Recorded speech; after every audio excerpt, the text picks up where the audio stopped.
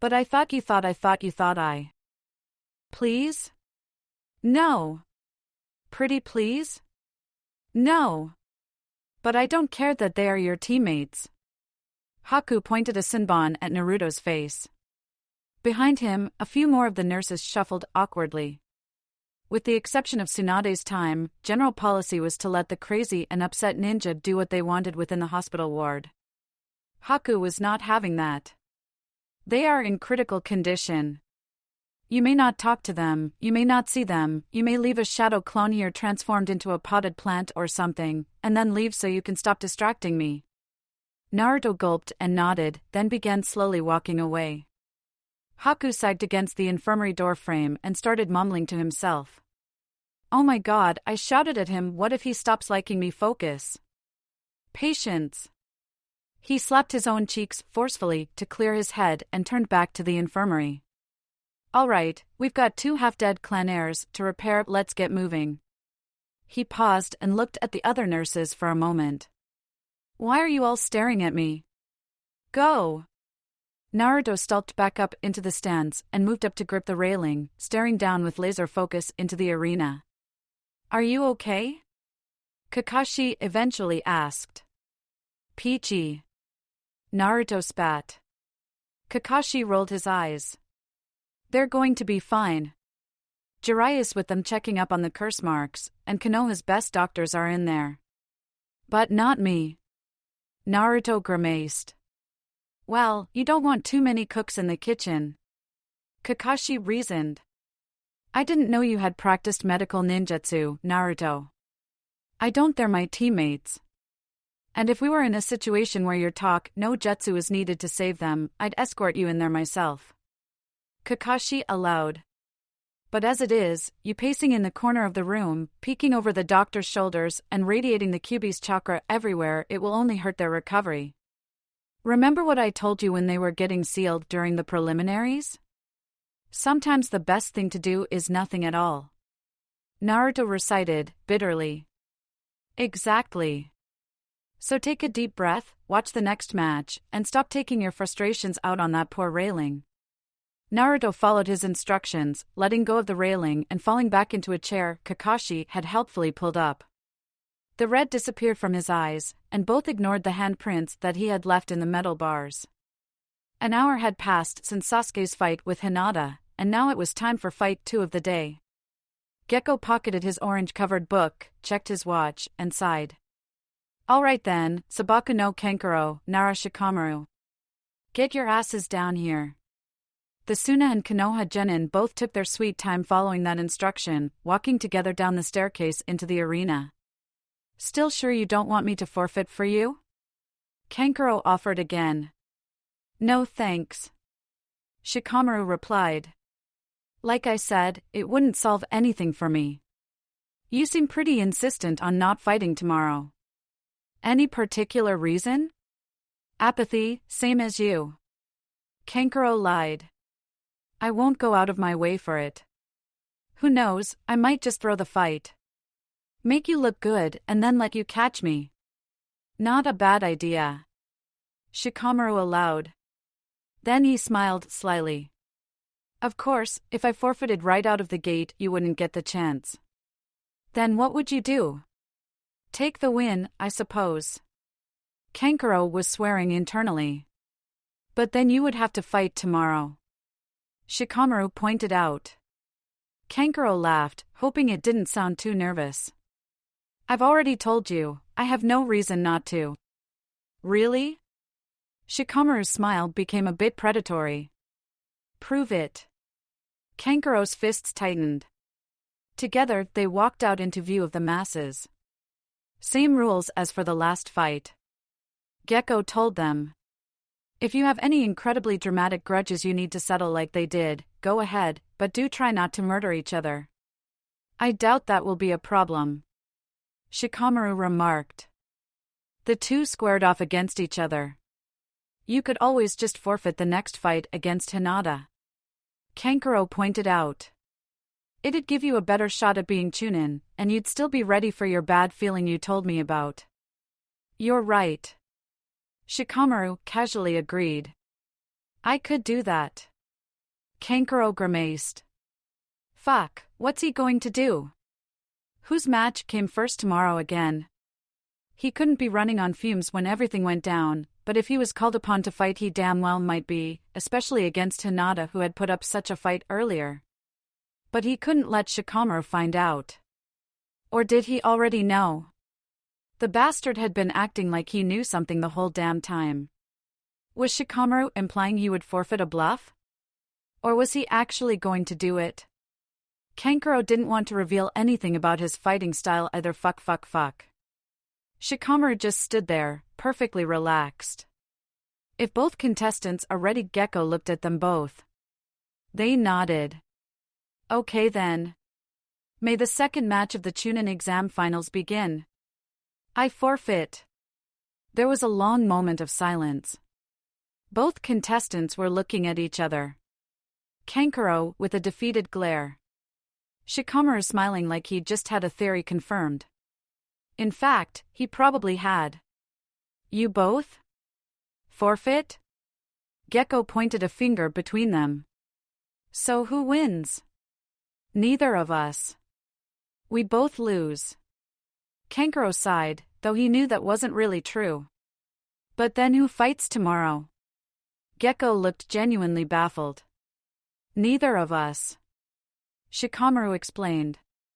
Tomorrow Naruto fights Gaara, then the winner of that fights Hinata, and that's the final round of the exams. Congratulations, you get a normal 4-person bracket. And since you can't expect Gaara or Naruto to fight Hinata right after each other, the tournament still lasts 3 days. Kankuro pointed out. So you don't lose out on any tourism money.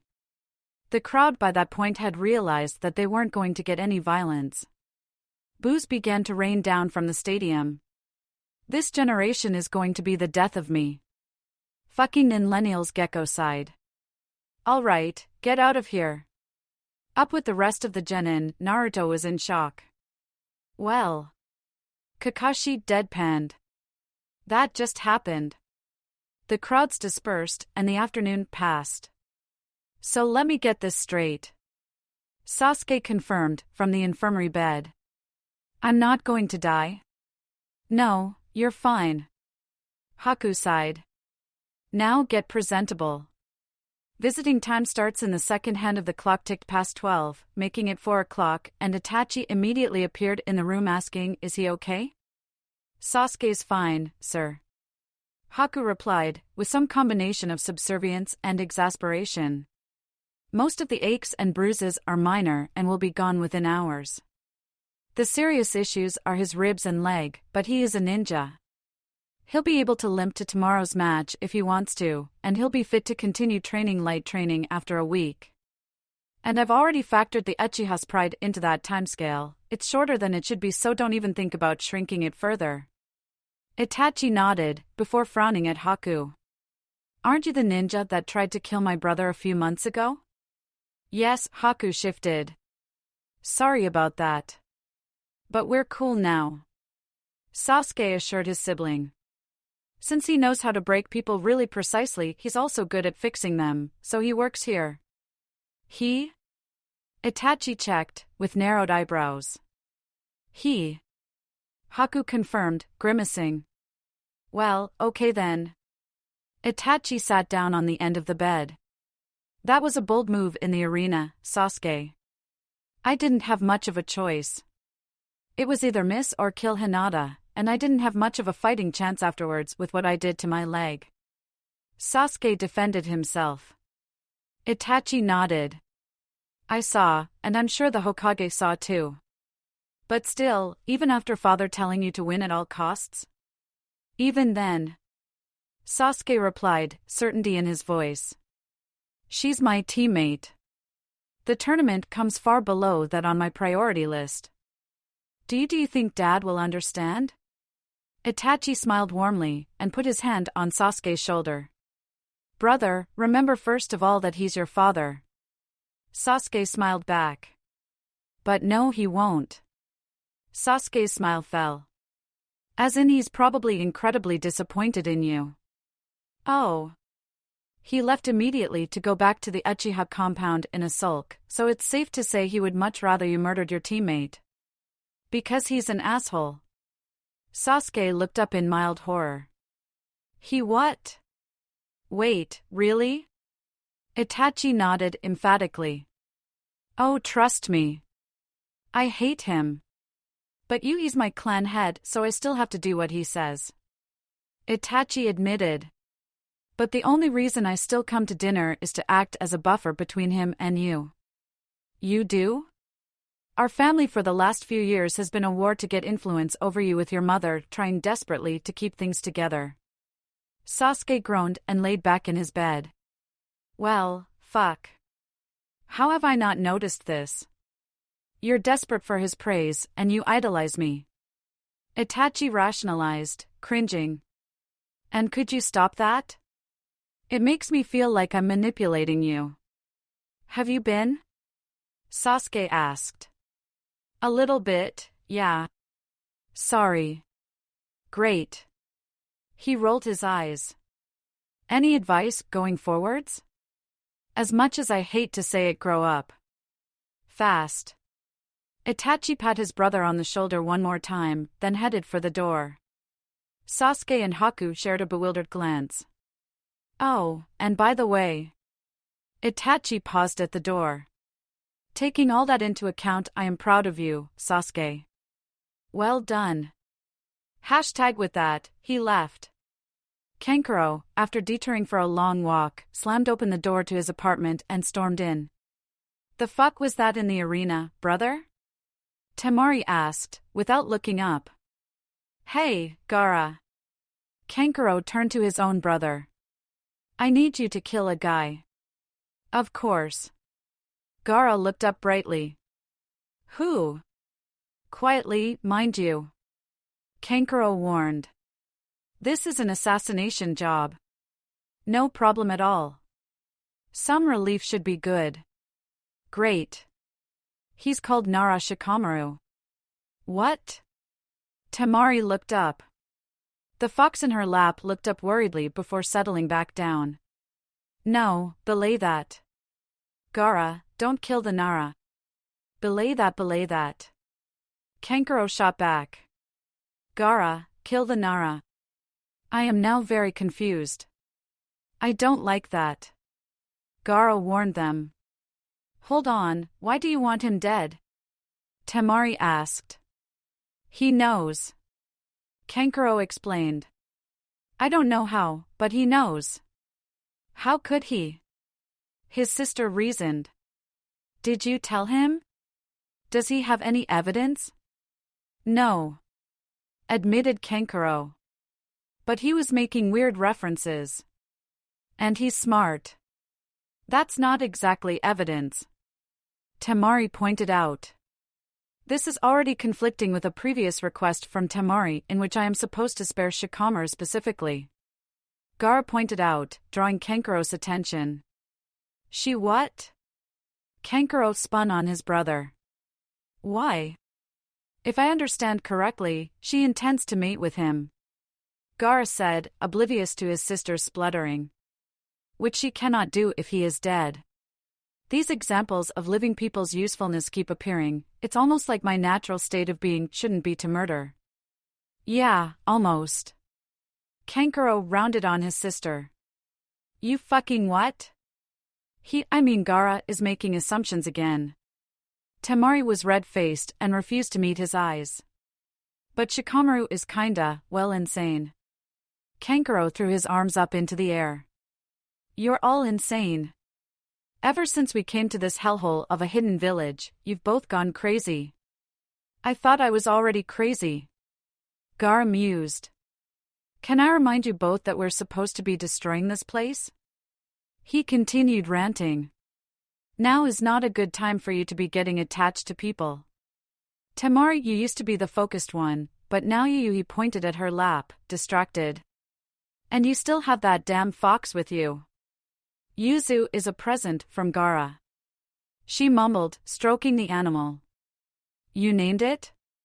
Wait, you named it after Naruto?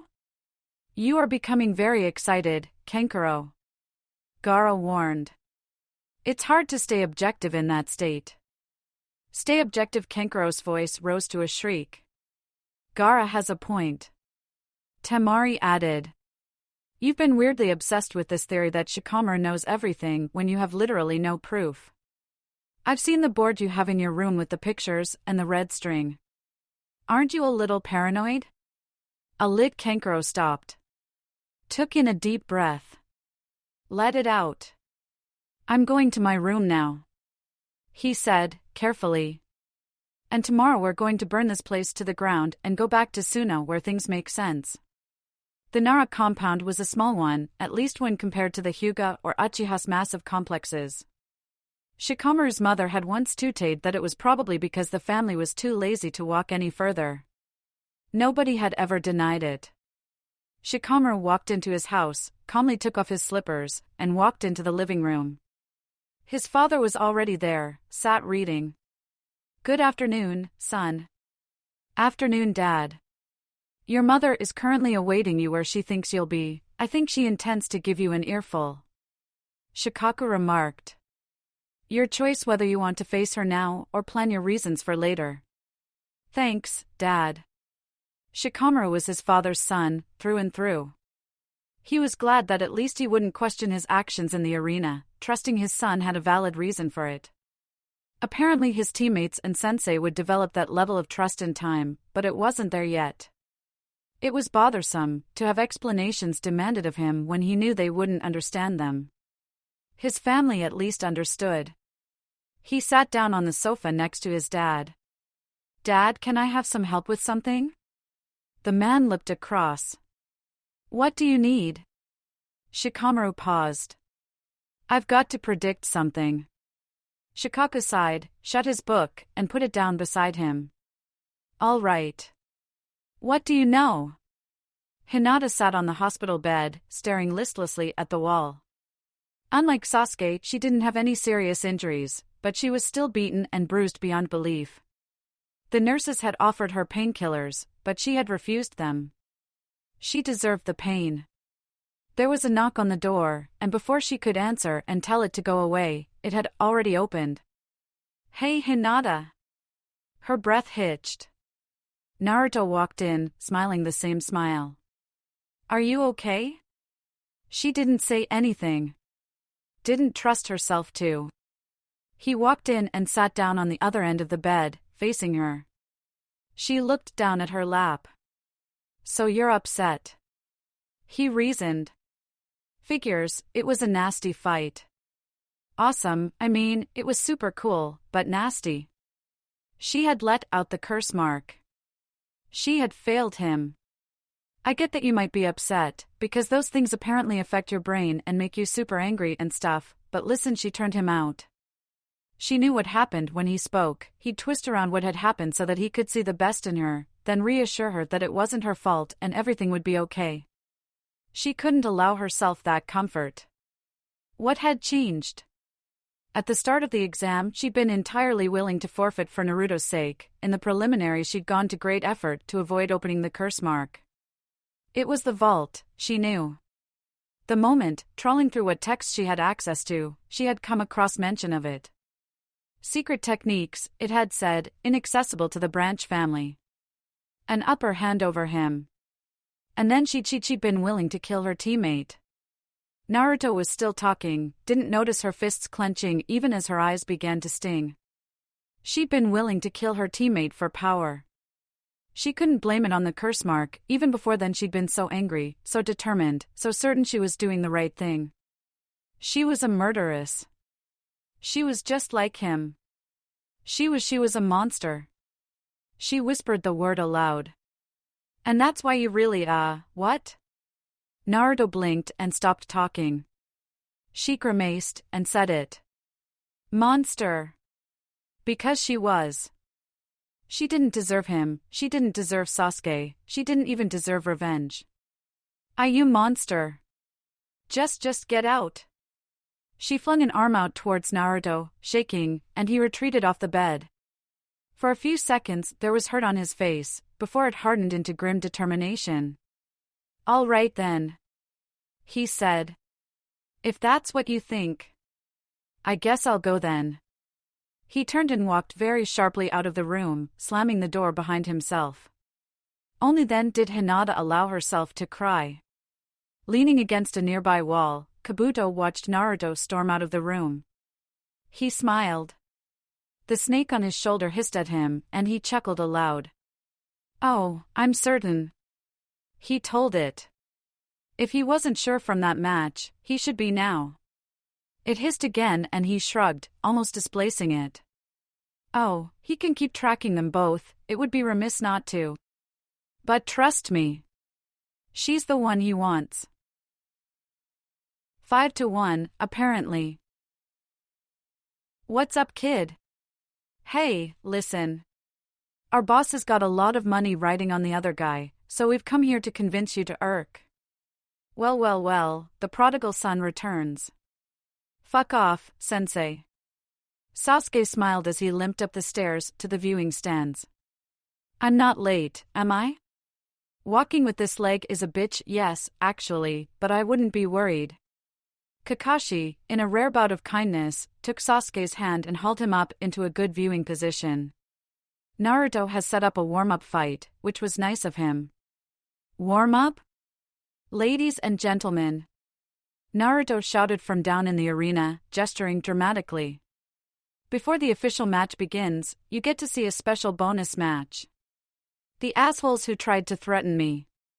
Versus the assholes who tried to threaten Gaara. The crowd cheered wildly. Please don't. One of the four thugs was crying. We're just being paid, dude, don't make us kill each other. If you don't fight, I kill all four of you. Gaara told them. This was a good idea, Naruto. I have kids, man, don't do this, thank you. Beamed the Nine Tails, ignoring the whimpering. A much better idea than trying to beat into submission trained ninja who are already in the finals of the Chunin exams. Idiots. The thugs whimpered. What's got into Naruto? Sasuke turned to Kakashi. I don't know, admitted the Jonin. But something pissed him off last evening and he hasn't gotten over it yet. His eyes are red. Jiraiya noted from beside them. That always happens when he's around Gaara. Sasuke pointed out. We're pretty sure it's the tailed beasts reacting to each other. He frowned. Which would get worse if they had to fight? Hey, are the betting pools still open? Sure, why? Kakashi asked. Can you put me down for 500 Ryo that one of them is going to lose control and turn into a big monster? Sure thing. Pretty sure odds are 5-1. That high? This fight has worried a lot of people. Down in the arena, Gekko had managed to clear out all the poor thugs, much to the Jinchuriki's disappointment. All right, enough dicking about. He told them. Are you ready or not?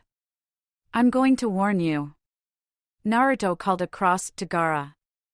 I am in a terrible mood right now and can't promise any of the usual things like honor or mercy. Gaara smiled back at him. That's good.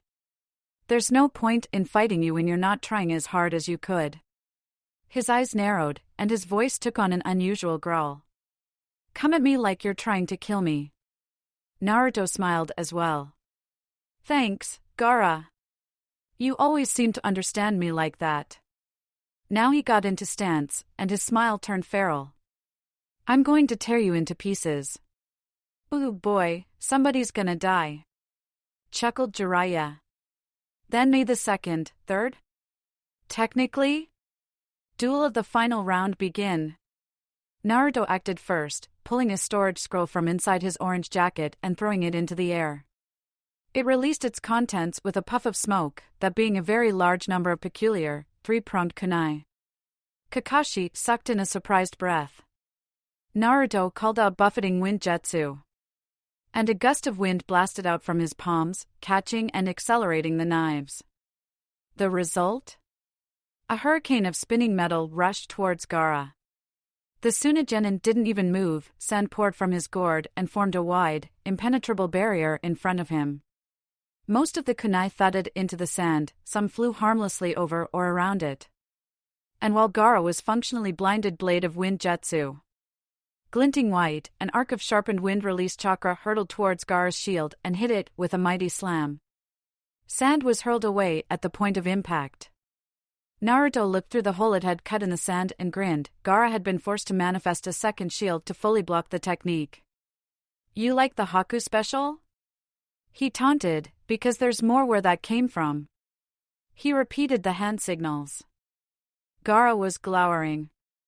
When that had taken over his usual vacant smile, Naruto wasn't sure. Some of the sand coalesced, forming a similarly glaring clone that strafed towards Naruto. The next wind blade hit the clone dead on, bisecting it, but the sand simply knitted itself back together. Naruto grimaced and fell into a taijutsu stance. "Would anyone be so kind as to tell me?" Kakashi asked, as Naruto crashed into the sand clone, where Naruto got his hands on a stash of Minato-sensei's kunai. A gift straight from the old man.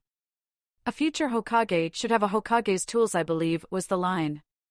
Jiraiya drawled. "Is he even trying to be subtle with his gestures anymore?" "I don't think so, no." The Sannin sighed. Down in the arena, Naruto drew up for an axe kick that slammed down on the sand clone's head, carving a massive gouge through its entire body. It crumpled. Naruto launched back into the wind blade hand seals, but across the arena Gaara had finished his own preparations. "Shikaku shield," he uttered, solemnly.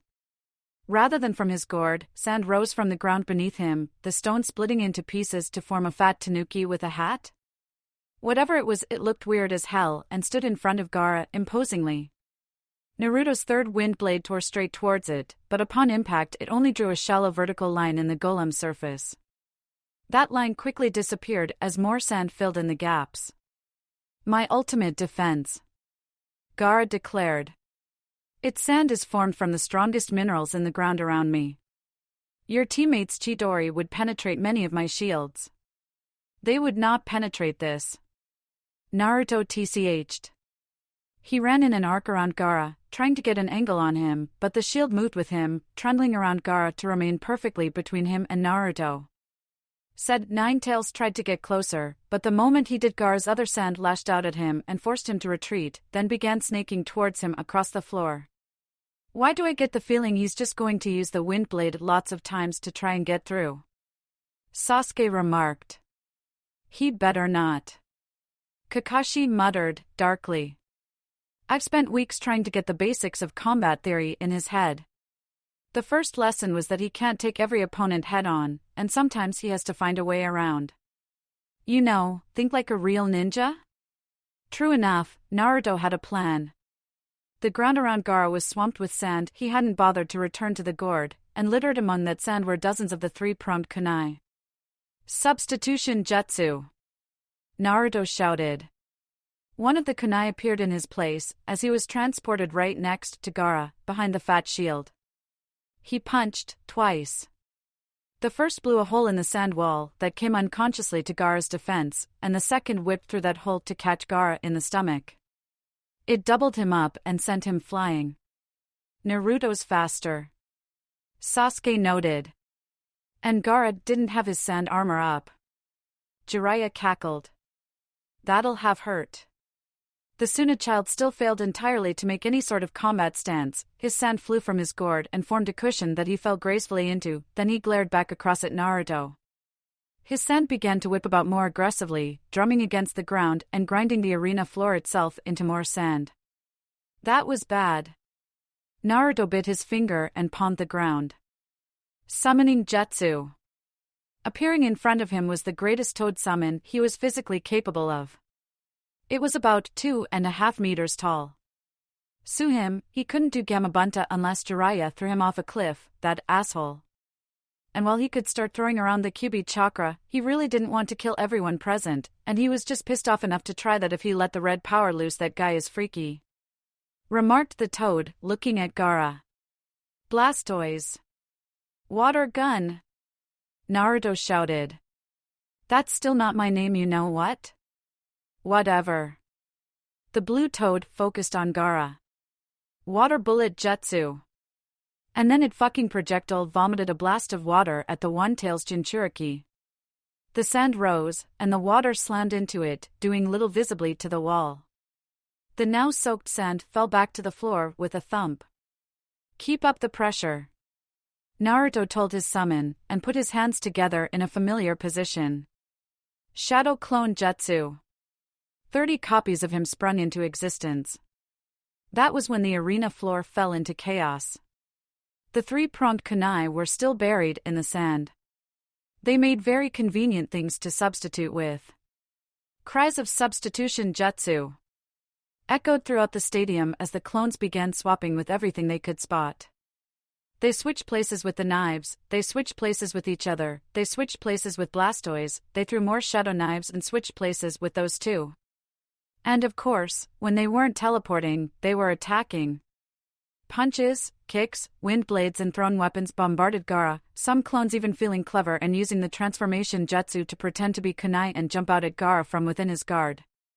Any individual clone's run of hand seals took long seconds, but with 30 overlapping it was impossible to keep track of them. Gaara didn't need to keep track, however. His sand moved of its own accord, getting in the way of every little thing that came even close to him. There was enough of it. Gaara's strategy of turning the floor itself into sand had paid dividends, and now he had a veritable storm of the stuff to fling around as whips and blades. The shadow clones didn't care about having sand in their eyes, but the real Naruto did, so for a moment Gaara was able to spot and trap him. Sabaku no Sabaku, go fuck yourself. A hasty substitution sacrificed a clone to save Naruto from the immediate sand coffin. You noticed what I noticed? Kakashi deadpanned. Yup. Jiraiya chuckled. What am I missing? Sasuke asked them, not turning away from the battle. It looks an awful lot, the Sannin explained, like he's using the flying Raijin. He isn't, obviously, Minato didn't teach it to anyone, but it's one heck of an image to present. Especially for someone with ambitions regarding that hat. He pointed upwards to the Hokage's box. There, Hiruzen was smiling a very particular smile down at the arena. Not enjoying the show? He asked the Kazekage, who was scribbling on a piece of paper. Oh, it's very entertaining. The man agreed. I'm just writing down my recommendations for Chunin. Final call is yours, obviously, but now we've seen everybody fight, I wanted to get some points down. You know, just in case the Jinchuriki lose control and kill us all. You think that might happen? The Hokage checked. I've got 100 Ryo on it. The Kazekage cackled. 5-1 odds, apparently. You may have a point. Hiruzen mused. Itachi, pass me a pen and paper, would you? The Uchiha rolled his eyes and acquiesced. Down with Naruto, tides were turning. Not quite literally, but with a shallow level of amusing irony. The Ninja Academy had taught him that water release fared poorly against earth release, but Kakashi had later told him that that wasn't due to some inherent super-effectiveness. It was a practical issue, water attacked through concussive force over a wide area, and that was bad at damaging stone structures. But this wasn't true in all circumstances. For example, if you drench sand in water it will absorb it, and get a lot slower and a lot heavier. Blastoise, though he was now panting heavily, had successfully wet most if not all of the sand and even caught the gourd in the spray. Gaara's defenses moved sluggishly. Too sluggishly. He was forced to duck one kunai as it flew by his head, too fast for the sand to catch, then again as a different Naruto grabbed that kunai and swung it for him. A blade of sand stabbed that Naruto through the stomach, dispelling it, but that took sand away from his other defenses, allowing a different Naruto to plant a kick into his back and send him sprawling into a dune. 2 hits. Gaara muttered to himself. Too many. At once, all the sand began to move. The Naruto jumped away as every stray grain in the arena rushed back towards Gaara, surrounding him and hardening. After a few seconds, a perfect sphere stood in the middle of the arena. Within the sphere, Gaara started chanting. Naruto Prime made a signal, and 2 of his clones rushed the ball with kunai in hand. The moment they got too close, spikes of the hardened sand emerged and impaled both clones, popping them. This distorted the sphere's shape and revealed something glinting in amongst the sand. Naruto saw it, and his eyes widened. He started laughing. Guffawing. It was a sadistic and slightly insane sound. "What's so funny?" muttered Sasuke. "The kunai." Kakashi helped. "What do you owe?" Naruto put his fingers together, growling victoriously, "I win." He flared his chakra. Anyone familiar with Minato's kunai knew of the seals on them that allowed him to perform the flying Raijin. Naruto didn't have any use for those, so he had carefully stripped them off and replaced them with something more useful. So, concurrently, on the several kunai which had been swept up with the sand and were now within the wall of Gaara's sand shield, the explosive tags detonated. There was predictably a very loud noise. The massive boom was followed by a rain of grit and sand that fell all over the audience, and a plume of smoke billowing up from around where Gaara had been. There was a long silence. Did Naruto just kill a guy? Sasuke was looking on with wide eyes. Kakashi raised his headband and squinted. Nope. Sharingan. Sasuke activated his. He could, with effort, spot Gaara's chakra amongst the rock dust.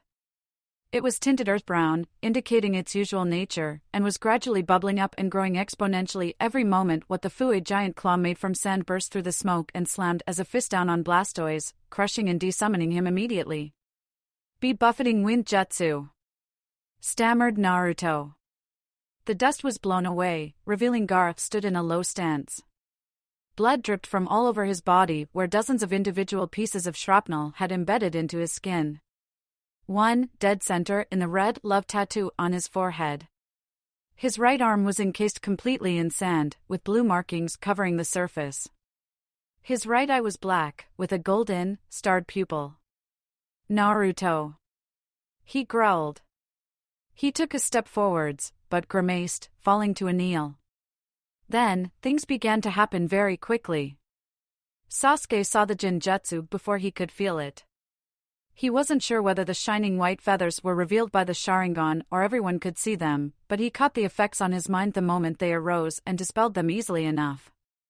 Looking around, the crowd was not faring so well. Hundreds to thousands of civilians began slumping in their seats as sleep overtook them. Shit, Kakashi span in place. Jiraiya. On it. Both Jonin vanished. Sasuke's Sharingan tracked ninja fighting in the stands, picking out sand, and leaf headbands, the former two working together against the latter.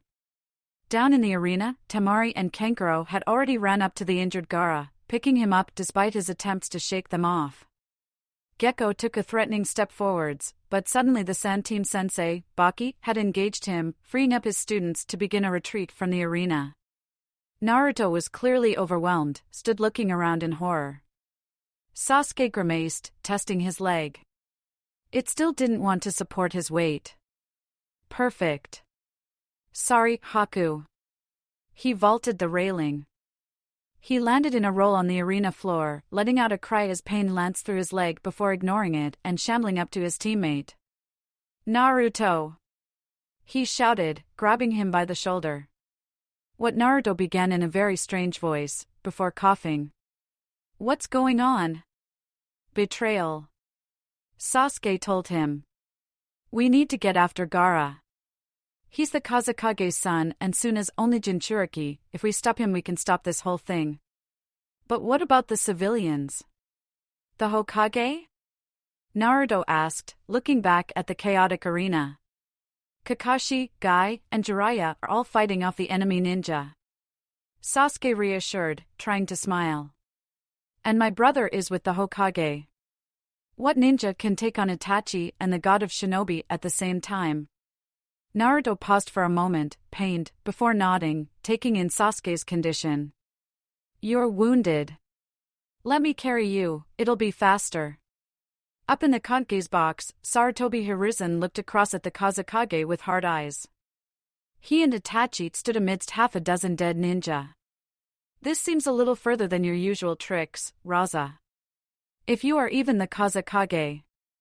The man in the white-blue hat stood up and stretched, casually. Oh, come on, old man. Are you telling me you really don't know who I am? Does it start with O and end with your funeral? Itachi checked, drawing his sword and pointing it towards the man. Orochimaru threw off the Kazekage's hat and smiled. Something like that, yeah. Oh, I forgot you were here, Itachi. Leave us alone, would you? Me and my sensei need to catch up. Not happening, sorry. Itachi replied. Orochimaru chuckled. Funny. The way you say that, it's like you think you have a choice. He snapped his fingers. A collection of bones tore up through the wooden floor, trapping Itachi in a cage. He swung his sword, but to his shock, couldn't leave much more than a knot in the ivory. Not pausing, he began making hand seals, which was when the floor beneath him exploded inwards completely, and a hand reached up and grabbed his leg, pulling him down. He twisted out of the grip as soon as he could, but still landed heavily on the floor of a lower corridor, then was forced to block another bone that was swung at his face. He slid backwards and assessed the threat. Before him was a man with green eyes, white hair, and strange markings across his face. As Itachi watched, another bone grew out from his wrist, and he gripped it like a knife. And who the fuck are you? Itachi asked. My name is Kimimaro. The man said, simply. And my master has instructed me to kill you. More than one way to skin a tanuki. 5 years earlier. This is our new member? Orochimaru raised an eyebrow and looked down at the child before him. No older than 13, with black hair and white eyes. His leaf headband had a long line drawn through it, much resembling the snake's own. Has it shrunk? Kisame, did you eat half of it? The shark man chuckled. Afraid not. This is the guy. I wouldn't underestimate him, Slithers, he clearly ain't no pushover. They were stood in a dark cave, not an unusual location for the Akatsuki to meet. There were a few more twisting passages before they reached the HQ proper, but Orochimaru had wanted to meet their newest member ahead of the others. Oh, I've heard all about his exploits. The Sannin leaned down and grinned at Neji Hyuuga. Tell me, do you feel an ounce of regret about slaughtering your entire family merely as a method of testing your own power? Neji tilted his head. But of course, I am racked with guilt. I must have taken a wrong turn. Is this not the place where I may repent for my sins? Ooh, it has teeth. Orochimaru clapped his hands together excitedly. I like this one. Can I keep it? It seems to me you don't need any more children in your service. Neji nodded to the two other boys stood a respectful distance away. Or are they perhaps Kisame's kids? The one in blue has his eyes. Oh, I'm liking this one more by the second. These are my subordinates, yes. Orochimaru gestured. The blue-haired one is Kabuto, the white-haired one is Kimimaro. I have to wonder these two have been training under me for years. What makes you more worthy than them to join us? Oh great, already with the tests. Neji rolled his eyes, then looked at the two, both of whom shuffled slightly under his gaze. Let's see, Kabuto has impressive chakra control, and from the way it's concentrated, he's a healer. Kimimaro has a very interesting body transformation bloodline limit mostly related to his bones, excellent structure and density. A member of the Kagaya clan? And here I thought they were extinct. He looked back at Orochimaru. Should I kill them to prove my worth? It would be a waste. No, that won't be necessary. Orochimaru laughed. Those eyes certainly are something. Come, let's introduce you to the others. Orochimaru fell in next to Kisame, leaving Neji to follow behind alongside the other two children. Over his shoulder, he could hear Kabuto whispering to the newcomer. Thanks.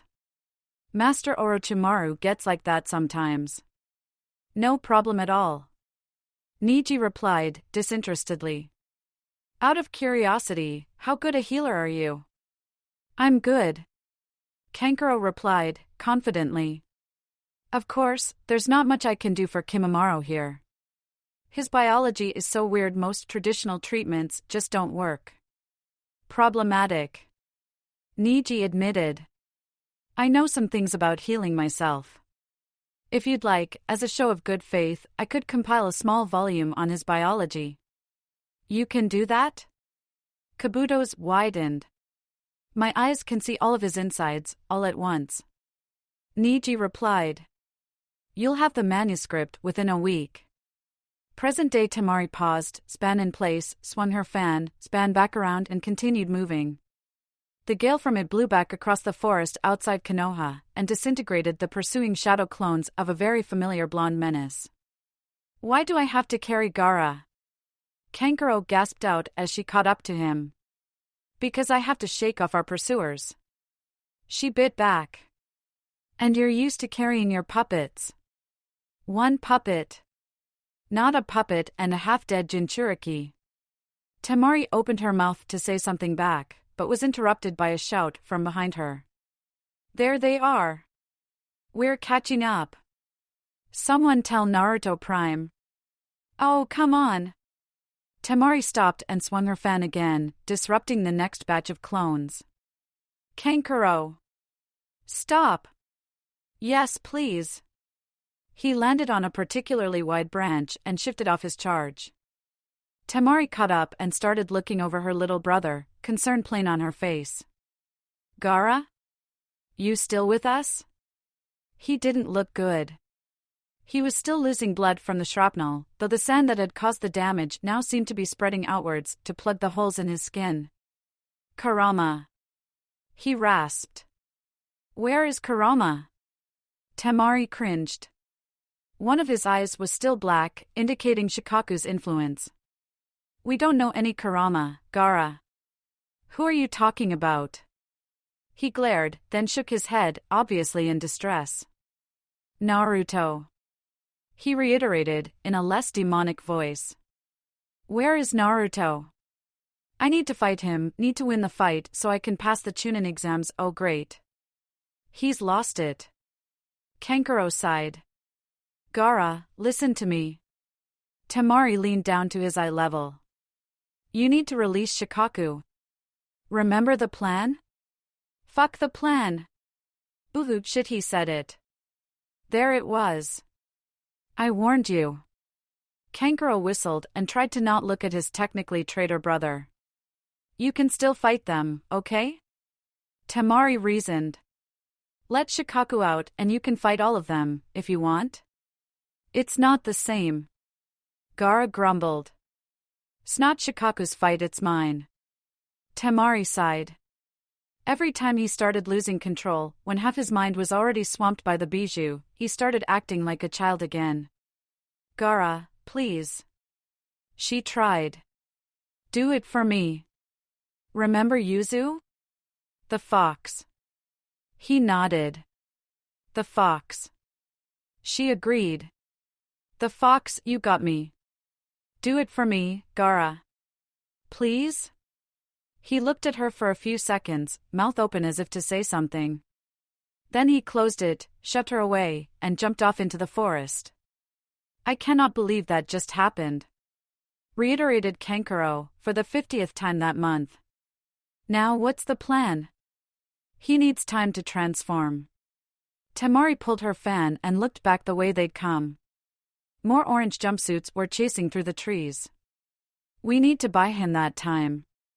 Are you sure you're okay carrying me? Sasuke asked, chagrined. I'm not really much use, it's fine, I need the morale support. Naruto replied, cheerfully. The training seal is way heavier than you, and besides, if you're not around I might let the Kyuubi loose and destroy Konoha. Oh. Right. They continued tearing through the forest, crossing the treetops as fast as Naruto was able. Then he grinned, seemingly for no reason. Some more of my advanced scouts just popped. We're right on top of them. It wasn't another 30 seconds before they reached 2 out of the 3. Kankuro and Temari were waiting for them and didn't give them a moment to breathe. The second they were in sight, a massive gale blasted towards the leaf genin, forcing Naruto to go upside down and propel himself behind a tree for cover. What the hell, Temari? He shouted when the wind died down. I'm sorry. She shouted back. But I have my orders. Naruto's eyes blazed. I am sick.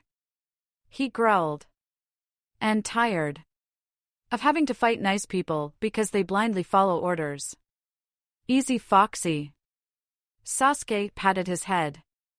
Drop me off here with a few shadow clones. I'll take care of them, you go after Gaara. What? Naruto tried to crane his neck to look over his shoulder. Heck no, you can't fight with your leg like that.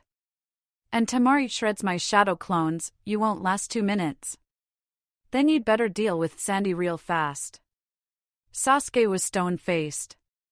Naruto shook his head. Plan cancelled. New plan, maybe can we left?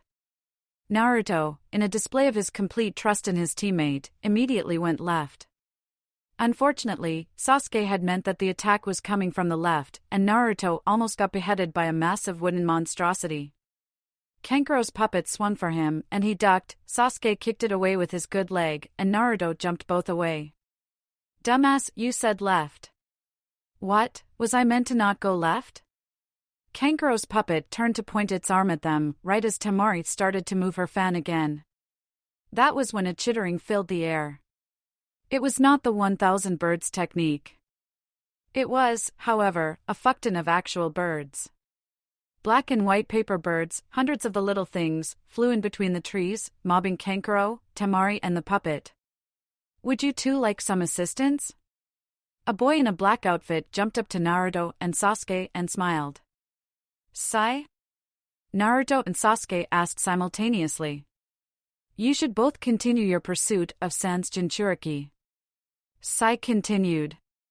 Naruto has shown he can confront him on equal footing, and Sasuke should be useful in suppressing the one-tails. I will deal with these two. Didn't you get curb-stomped by Hinata? Naruto asked, dubiously. Sai pulled out his scroll and turned to face the recovering Sangenin. The smile had fallen from his face, and with it every usual feature of the quiet, quirky member of Team Guy. I assure you, he said, staring down his opponents confidently. I am much more than what you have seen of me. Go. Now. Naruto and Sasuke didn't need any further encouragement.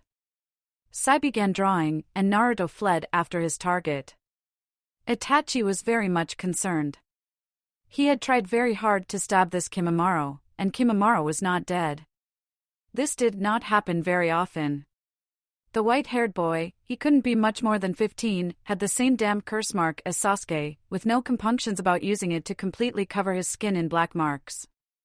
Not to mention he was clearly a taijutsu specialist, and whatever his bloodline limit was, it let him grow bones out of just about anywhere to deflect the occasional sword strike that slipped through.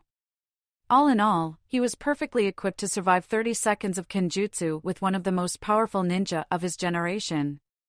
Itachi was sorely tempted to Amaterasu the Fool and be done with it, but Sarutobi had repeatedly warned him he wasn't much used to the Leaf Village blind.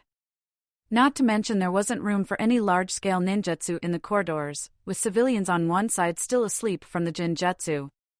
Speaking of which, he had already tried to catch Kimimaro in one, but the bastard would not look up, and none of Itachi's show-off finger-point jinjutsu were strong enough to get his opponent. TLDR, it had been 30 seconds, and he was still fighting Kimimaro. You're good, he admitted, continuing to swing at basically the speed of lightning. But we both know you're not good enough. Surrender now, or die in 30 more seconds. Not possible. I am following my master's orders, and cannot disobey. Kimimaro replied, evenly. Your master has ordered you to die. Itachi pointed out. No. Kimimaro replied. He has ordered me to distract you. Oh, you son of a fuck it. Itachi made 20 hand seals in the time it would take Sasuke to make 2. Fire style. Ultimate Burning Dragon Jutsu. Kimimaro managed to look shocked. A massive, as the name implied, fire dragon burst forth from his hands, filling the entire corridor as it rushed towards Kimimaro.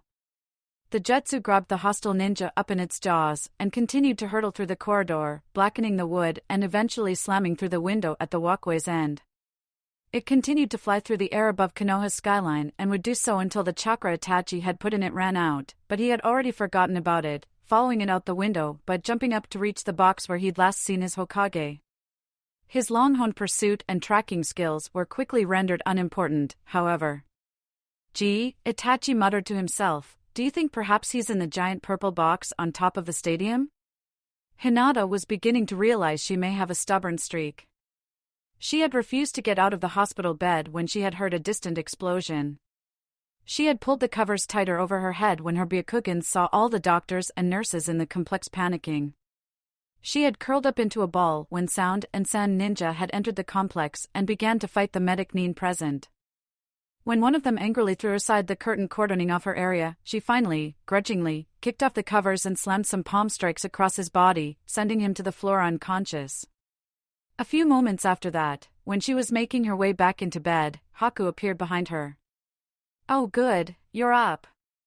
The boy had Senbon in his hands. Come help me clear the rest of the hospital. Hinata growled, and complied. They worked together with brutal efficiency, Hinata wordlessly directing Haku to the remaining attackers in the building.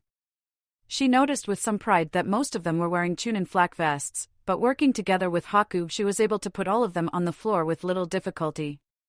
She made sure not to kill any of them. That was the last one. She eventually said, throwing a ninja's unconscious body to the floor dismissively. Great. Haku was in full assassin apprentice mode. We need to move. Your teammates should be in or nearby the arena. If we move fast we can get no. Sorry. Hinata turned and started to walk back to her room. Wait, what? Haku grabbed her shoulder and spun her around. Hinata looked back at him with dead eyes. You can't just go back to sleep. The boy exclaimed. We're under attack. I can't trust myself out there. Hinata replied, tonelessly. You can't, Haku winced. Is this about your talk with Naruto? Hinata flinched. It is? Oh perfect, look, I'm still not okay with you insulting him like that, but we have bigger things to worry about right now than your lover's quarrel. Hold on. Hinata held up a hand. I insulted him? Well, yes. Haku blinked. You called him a monster, he was muttering about it as he left. Apparently he's been in a mood all day. What? No. Hinata fell back a step.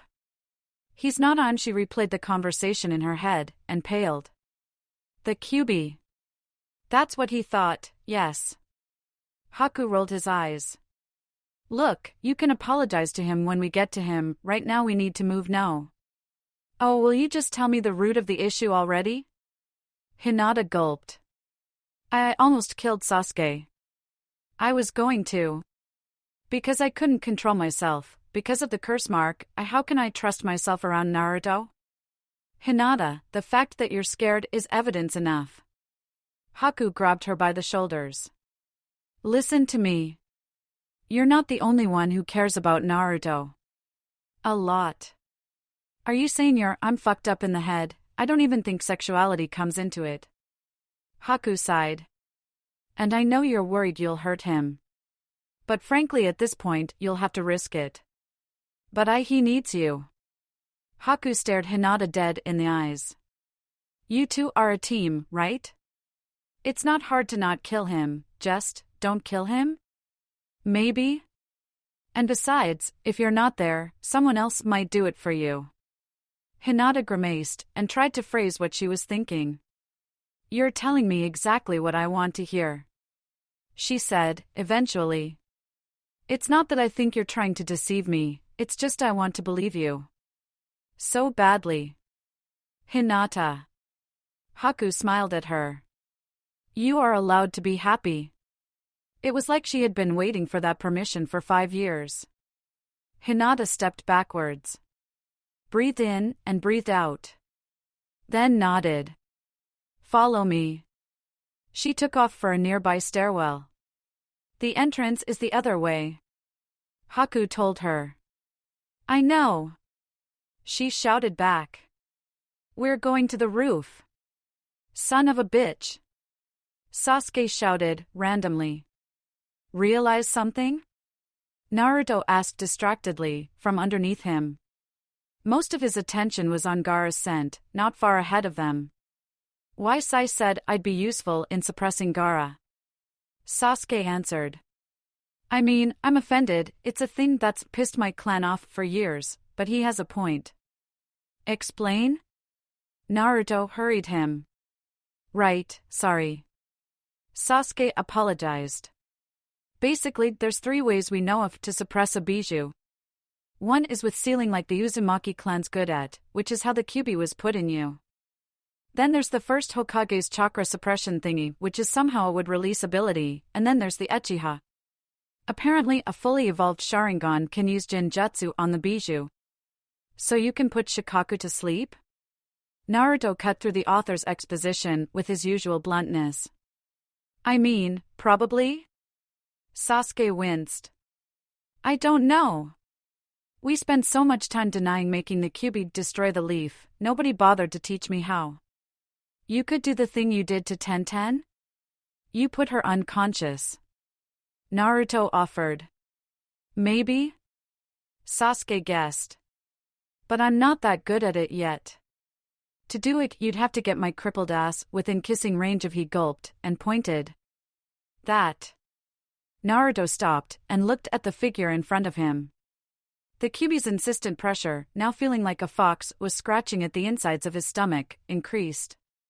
Hey Gaara? Gaara looked up. The sand was all over him.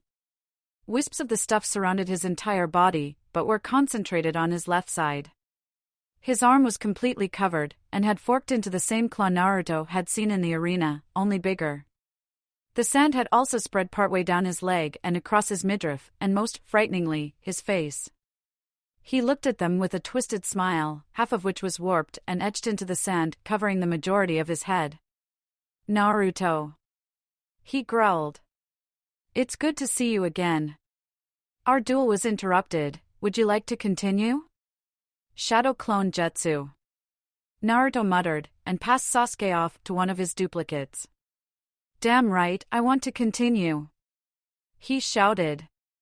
But wouldn't it be better to do it without your furry friend? I cannot be stopped, cannot stop it any longer.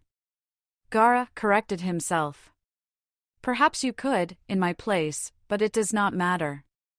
I have enough time before he emerges to kill you. He threw back his head and roared. Come, try to kill me. Give my life meaning. Drama queen. Sasuke remarked. I'll try to restrain him. Naruto told his teammate, before jumping into action.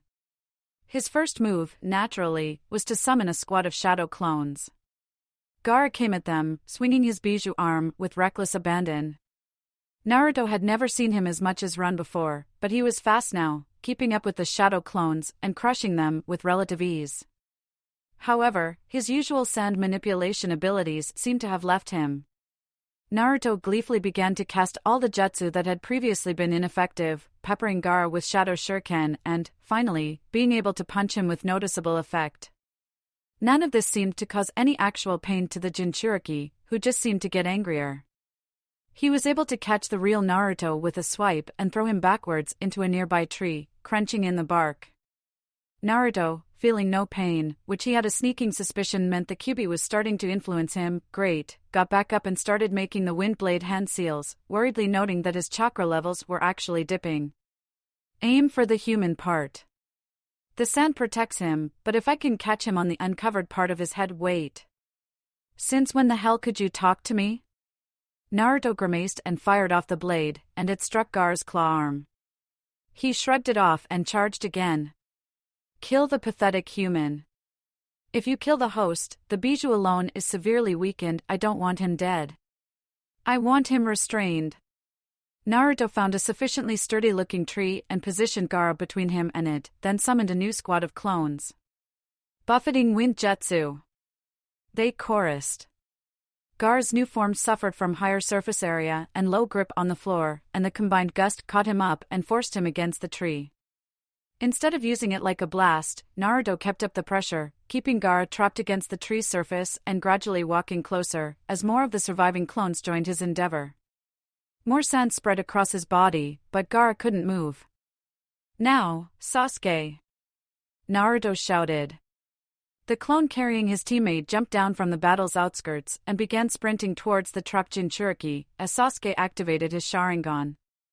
The sand, having almost completely taken over Gaara's face, moved of its own accord. "Wind bullet!" Shikaku declared, and then launched a blast of compressed air that pummeled right through Naruto's technique and cancelled it out with a sonic boom. Then he jumped off the tree and batted the Uzumaki aside. "Naruto!" Sasuke shouted. "No interfering! Die!" Gaara shouted, propelling himself at the Uchiha and the shadow clone carrying him. Said clone had been running full pelt towards Gaara, and was now skidding to a stop as a giant sand claw came swinging for Sasuke's face. He flinched, closing his eyes, and then, when the pain didn't come, opened them again.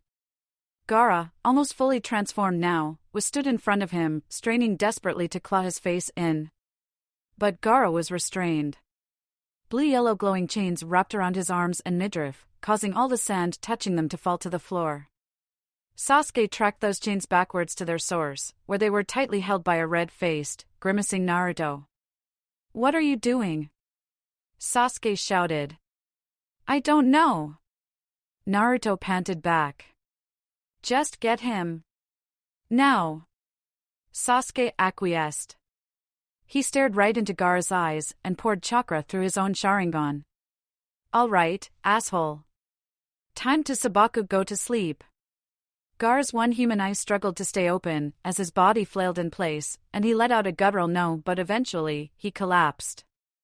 The sand on his body dropped off him, the chains, whatever the hell they were, disappeared, and he collapsed into a pile of his own sand.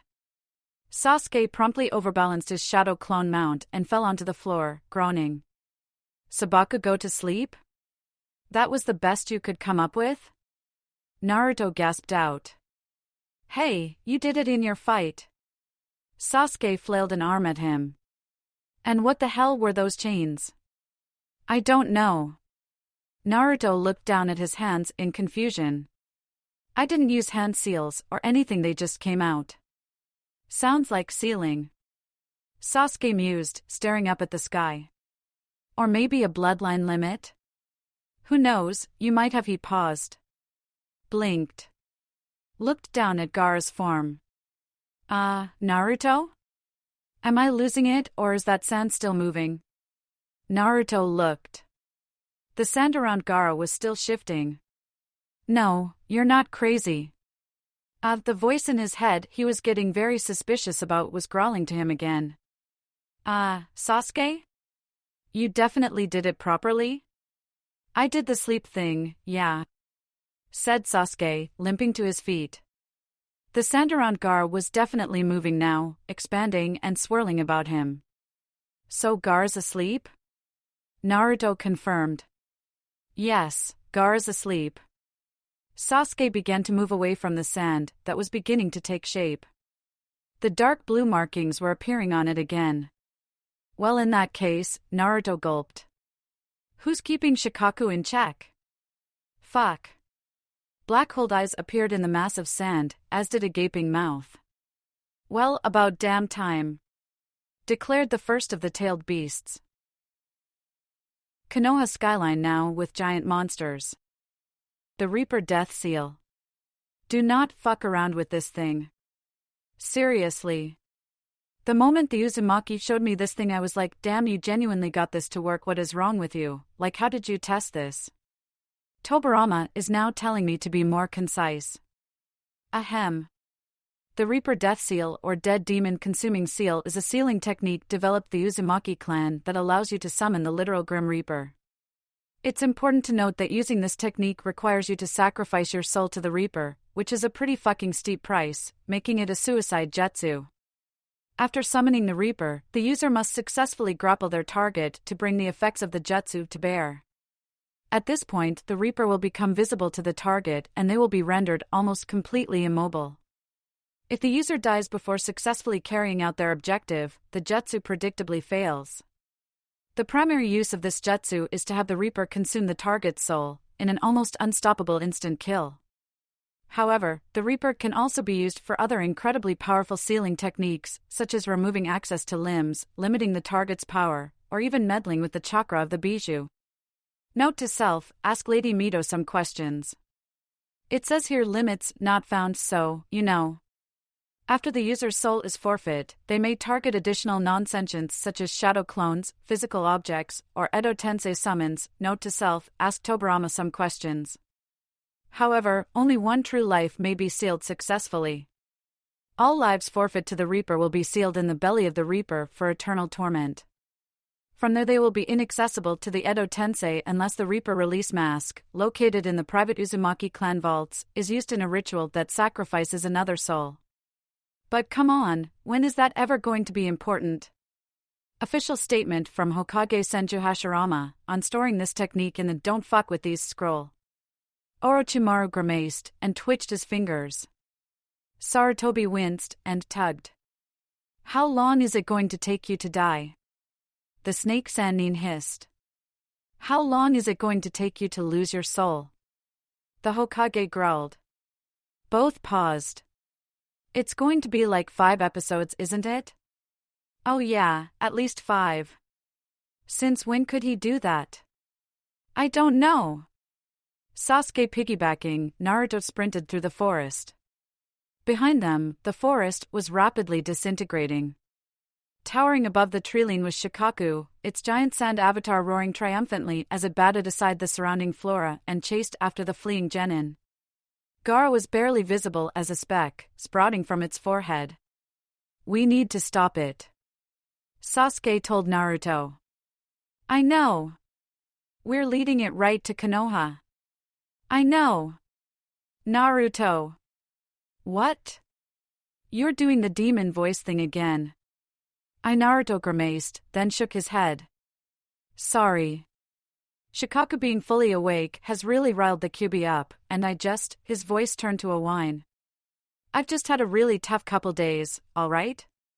He jumped, managing to stay above a tsunami of sand that smashed the trees below his feet. Maybe Sasuke hedged. Maybe we should try letting out the Kyuubi? What? Just a little. Sasuke held his hands up defensively, then immediately dropped them back to Naruto's shoulders. It really helped back on the bridge.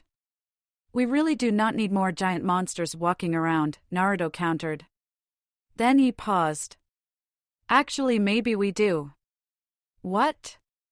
Naruto kicked off the next tree and skidded to a stop on the ground, dropping off Sasuke and biting one finger enough to draw blood. All right, Mr. Nine Tails. You've been trying to let out your chakra all day. This is your chance, so don't you dare hold back on me now. The internal challenge was met with a gigantic burst of energy, and his eyes widened as red chakra flooded his system. He slammed his bloodied palm to the ground. Summoning Jutsu. There was a boom. A massive plume of smoke billowed up from the forest floor, scattering nearby trees and sand. Shikaku turned to glare at the new threat. Naruto waved away the smoke to find himself stood on the head of a very large red toad. He grinned, turning towards Shikaku, then frowned. Red skin? He looked down. Gammakin? He shouted, looking in shock at the toad summon. Naruto! What is this? Next to him, Sasuke was stood on top of the head of a different toad entirely, this one aquamarine-colored. Gamma Hero? Naruto looked at that one, blankly. Well met, Naruto. The toad beneath him rumbled. You trust us to take down this big sandy menace? We'll do our best. Wait. Naruto held up a hand.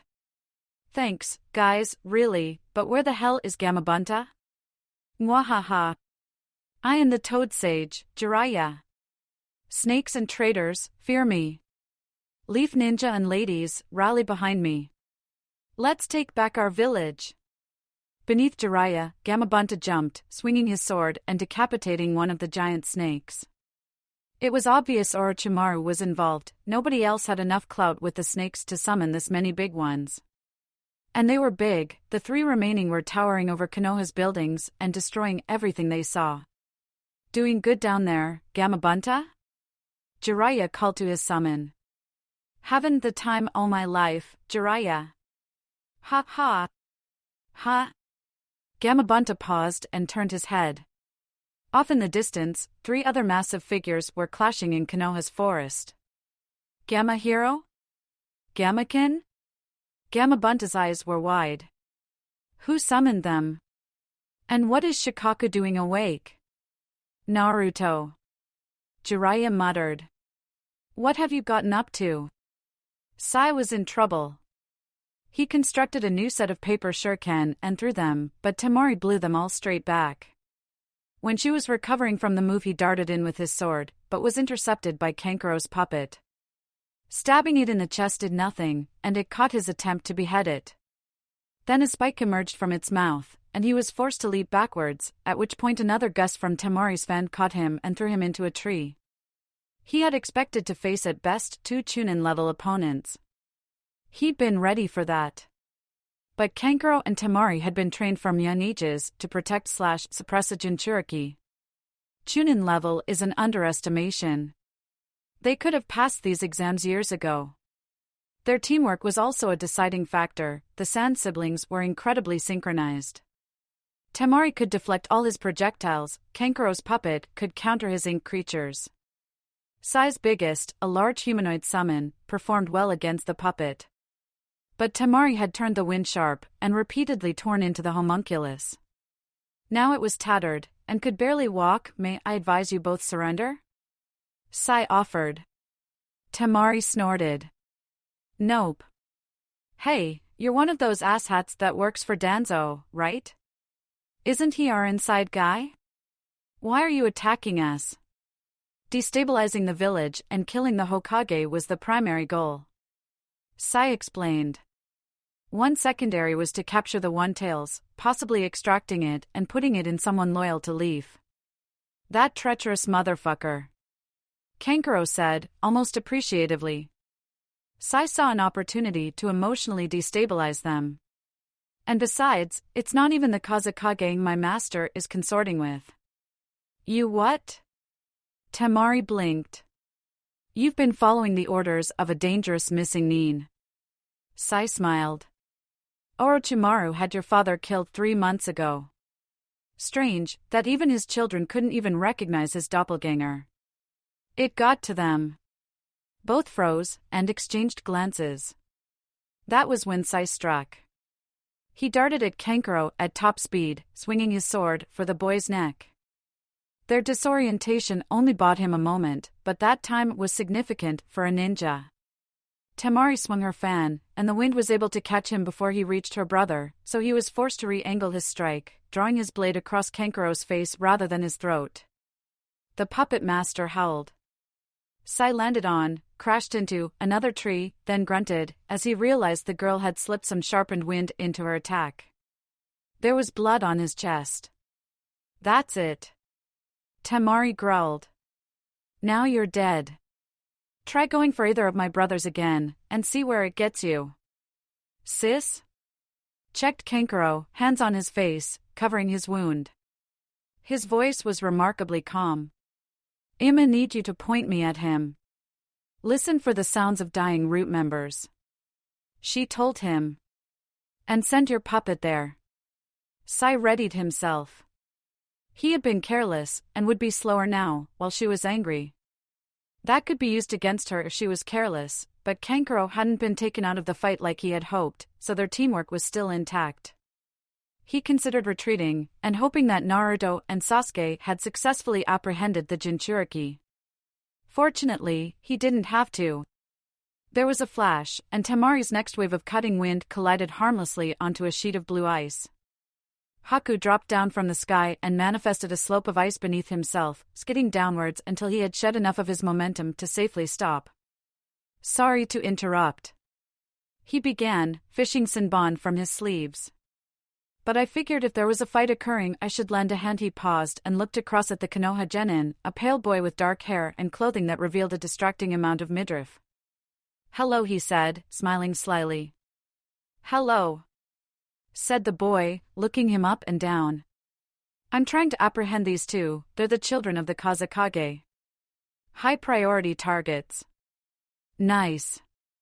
Haku dispelled his ice wall, revealing an angry but wary-looking Temari. "Where are Naruto and Sasuke?" "Up ahead, fighting the third child," Sai told her. "I have to ask, how exactly did you get here?" Haku grinned and looked up. "I hitched a ride." "Stop enjoying this. Stop enjoying this. Ah ha ha ha ha. I'm on a massive fucking frog." Toad. Sasuke and Gamahiro were apparently having a whale of a time. He had anchored his legs to the head of the blue toad and was generally just enjoying the ride, as his mount jumped around, swung its oversized swords all over the place. The last time Naruto had ridden a toad, it had been Gamabunta in the dark, and the toad had been drunk and he had come close to being sick, so he was a little less enthusiastic. Or the giant sand tanuki wearing Gaara as a headpiece might be the thing dampening his mood, hard to say. "Water bullet," declared Gamaken, launching his jutsu just as Gamahiro made another slashing attempt. The water blast cancelled out Shikaku's own air attack, giving Gamahiro an opening to completely lop off his arm. The sand that made it up fell to the ground with a thump, and a new limb almost immediately grew in its place. Shikaku then used it to sock Gamahiro in the face, sending him crashing backwards through the trees. "Are we hurting it?" Naruto asked Gamaken. "The sand avatar's just temporary," groused the toad. "And he's got more chakra than both of us and Gamabunta combined. We're doing nothing." "Then what can we do?" Naruto asked, exasperated. "Kill the Jinchuriki." The frog deadpanned. "What?" "Or just wake him up, that'd probably work." "All right, how do we do that?" "Hell if I know." Gamaken shouted, before jumping away from another air bullet. "I'll try and get you close." He charged in again. If anything, Shikaku had gotten bigger since the start of the fight, though Naruto didn't really have much to scale it against. Gamahiro was forced to jump to get towards its face, which put him in a terrible position. Shikaku snapped forwards at the blue toad, biting down on his throat, eliciting a cry of pain. Gamahiro desummoned. "Now's our chance." Gamaken shouted, jumping up while Shikaku was still clearing the smoke from his face. Naruto tensed, ready to jump up to Gaara's unconscious form. Then he spotted a black shape falling in front of the sand. "Sasuke!" he shouted, then immediately jumped down towards his friend. Angling his body towards the profusely swearing genin, he was able to catch him halfway to the floor. "Naruto!" Sasuke shouted, "You absolute maniac, now we're both falling." Naruto rolled his eyes. "Yeah, but at least there was a blur, and they were both caught up in a red hand." "You're both crazy," declared the toad, but his impromptu rescue put him in a terrible position. Shikaku spun in place and batted Gamaken with his tail, sending him flying across the forest, Naruto and Sasuke with him. The toad crashed amongst the trees with a groan, opening his fist to reveal the humans inside. "You okay?" he asked. "We're fine," Naruto shouted back. "You?" "Terrible." Gamaken tried to sit up, but failed. "If he hits me with anything else, I'll desummon." Across the forest, Shikaku fell forwards until he was on all fours. His mouth opened, and red and blue motes of light appeared there. "Yeah, that'd do it," Gamaken growled. "Bijou bomb." "What's a?" Naruto paused. "Okay, the QB does not want to get hit by that, we need to move." "I can't." Gamaken grimaced. "You'll have to jump." "Go!" In Shikaku's mouth, the light collected to form a purple sphere of condensed energy. Naruto picked up Sasuke. "I'm getting real sick of this." "Yeah, me too," and started running across Gamaken's arm. Shikaku fired the Bijou bomb. Naruto jumped. There was a bird-like screech. The purple orb tore across the forest, destroying everything in its path, and it was so massive that it looked like Naruto and Sasuke were going to be caught in it before they could land and escape into the forest. That was when both heard a very familiar voice from behind them. Riding in on the back of an owl summon, white eyes glinting, Hinata reached out a hand and snagged the pair out of the sky, dropping them on the back of the bird with her. "Need a lift?" she asked, casually. The Bijou bomb went straight through Gamaken, immediately desummoning him. It didn't even explode yet, which was good, as it allowed Hinata's summon to flap desperately and pull her up above the curve of the murder sphere. "Hinata?" Naruto gaped. "What or how did you what?" "Bird," she explained, succinctly. "I dropped Haku off in the forest. He should be taking out Temari and Kankuro now." Naruto she turned around to face him. He winced a little, recalling how their last conversation had gone. Then she dropped into a kowtow. "I'm so sorry," she said. He blinked. "What?" "I'm sorry," she repeated, not looking up. Chakra made it easy enough to maintain a bow while riding a 10-foot owl. "I didn't mean to say what I said, it was a misunderstanding, but that doesn't matter because I still hurt your feelings, and I was too scared to come talk to you about it because I almost killed Sasuke an hour earlier and I didn't trust myself not to hurt you," and she paused for breath. "Hinata, I'm just so sorry," she finished. Naruto just looked at her for a moment. Then he sighed. "Hinata, it's okay." She still didn't lift from the bow. But it was dumb of me to think you would suddenly start hating me because I'm a Jinchuriki when you already knew it," he scratched the back of his head.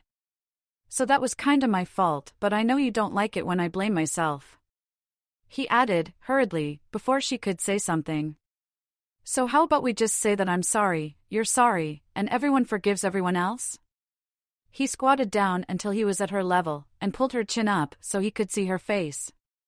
"I mean, come on. Friends do stuff like that, and we're friends, aren't we?" She stared at him, tears in her eyes. Then something very strange happened. Hinata laughed.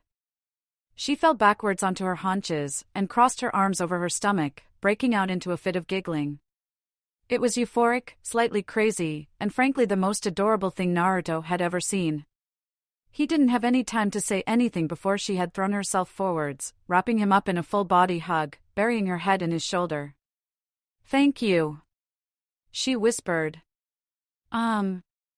He blinked. He looked across at Sasuke and mouthed what? "I don't know." Sasuke gestured back. "I guess this means I made you smile, right?" Naruto finished. It was the only thing he could think to say. "I guess so," she whispered back. "As much as I hate to interrupt your moment." The owl they were riding on spoke up. "May I remind you all that we are being attacked by a Bijou? I've been evading it for 2 minutes." Naruto and Hinata quickly broke apart, blushing. Beneath them all Shikaku roared, the fight music started playing, and everyone jolted back into action. "Right, got it." Naruto clapped his hands together. "Team is back together, baby. WO, new plan. Mr. Bird, fly towards the big murder sand monster. Do as he says." Hinata instructed, acting as though nothing had happened and walking forwards to crouch by the owl's head. Sasuke dropped down beside her as the owl fell into a steep dive. "Just so you know, I forgive you for trying to kill me because I was also trying to kill you, and we were both being manipulated." "Thank you," Hinata replied, in a surprisingly genuine tone of voice. "Thanks for betraying your entire clan rather than killing me." "No problem," he replied, conversationally. "So do we actually have a plan?" "Sure we do." Naruto shouted over the steadily rising wind, the owl plummeting towards Shikaku. "Sasuke! Fireballs in its face, blind it." "On it." Sasuke replied, then began running through the great fireball hand seals. "Hinata!" Naruto turned to her. "Fly the owl and look cute." "I what?" And as for me, Naruto shrugged. Well, since I can't do anything else. He leaned backwards and kicked off the owl. Hinata shouted his name, but he had already gone, diving straight towards Shikaku's head. Sasuke had already started bombarding the monster's eyes with fireballs, leaving it blind, and Naruto with a straight shot at Gaara on its forehead. Or he would have, if he hadn't mistimed his jump. He had overshot. Son of a hell no. I'm done being a screw-up. I made a dramatic speech and everything. He reached out towards Gaara, reaching for the power that had cropped up a matter of minutes earlier. It responded. Blue yellow chains manifested around his arms and blasted forwards, burying themselves in the sand of Shikaku's forehead. He fell past, and the chains went taut, almost jerking his arms out of his sockets as they began to convert his downwards momentum into lateral speed. The chains seemed to damage Shikaku's control over the sand. As Naruto began to swing, they began to cut through the sand that made up the side of the Bijuu's face, then its neck. His arc turned vertical again and the chains disappeared, as the best part of Shikaku's face disintegrated, cut off from the rest of its body. Naruto quickly summoned another shadow clone in midair, then kicked off it, using the momentum to throw himself towards Shikaku's rapidly reforming head. He landed on the sand, stumbled, caught himself, then threw himself up the slope towards Gaara's limp, unconscious upper body. The grains swirled around his feet, trying to suck him in with every step he took. I get it, you've been through a lot lately. Naruto panted. But this is not. He took another step. The time. And another. For a nap. He burst free of the sand and lunged for Gaara. He was feeling diplomatic, so he punched him in the face. Gaara's head rocked back. It had been a harder punch than Naruto had intended, and his eyes snapped open, darting around wildly. Naruto? He whispered. Beneath them, Shikaku roared. No! Don't put me back! Don't you dare! But it was too late for the Bijuu. Gaara was awake and kicking, literally, fighting to free himself of the sand around his lower body. The avatar was crumbling, Shikaku's newly reformed face practically melting as his body fell to the earth, swamping the surrounding forest in a small tsunami of sand. All that was left was a large owl flapping in the air. Do you think he can actually function without being so dramatic? Sasuke remarked. Atop the mound of sand, the fight continued in a much more primitive manner. Die! Gaara screamed, voice hoarse, swinging punch after punch like a man, still, possessed. Naruto blocked them all impassively. Gaara had clearly been relying on the protection of the sand around him all his life. His taijutsu was non-existent. I have to kill you. Gaara continued. You have to die. Why? Naruto asked, still blocking. You must. Gaara spat at him, panting.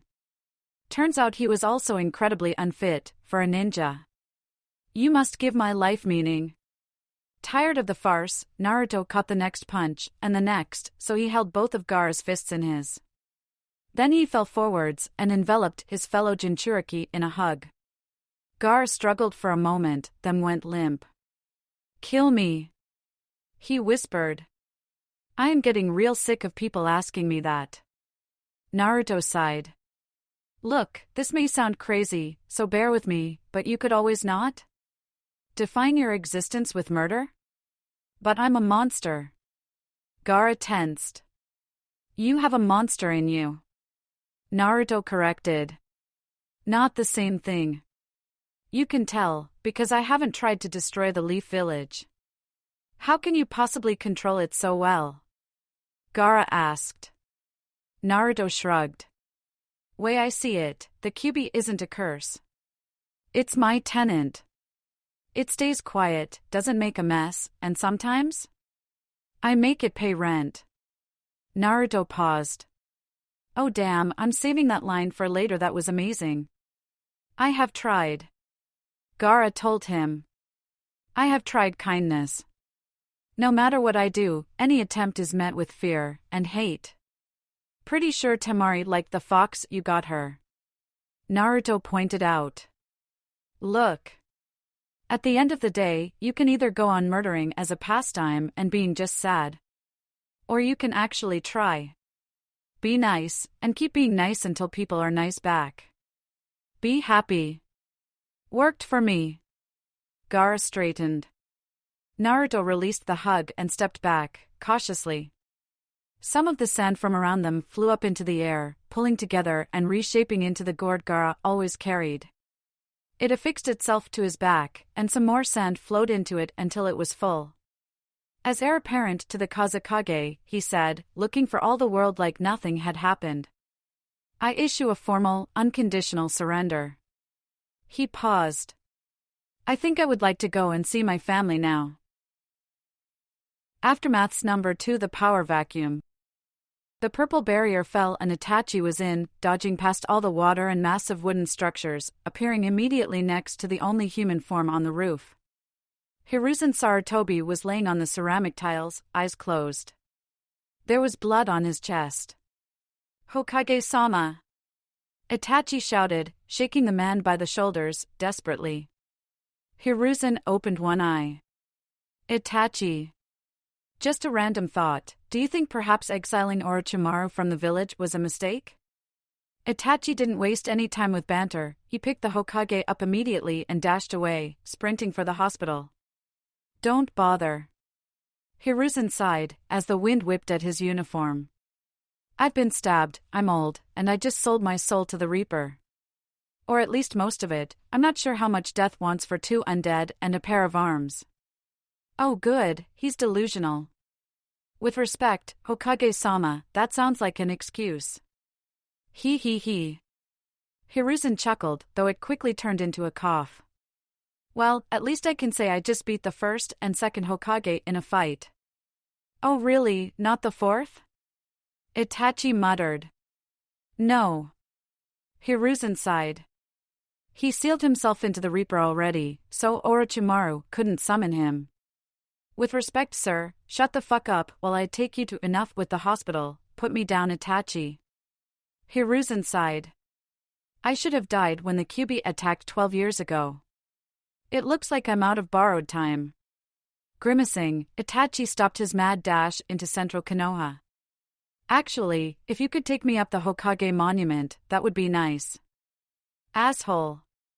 Nevertheless, Itachi did as instructed.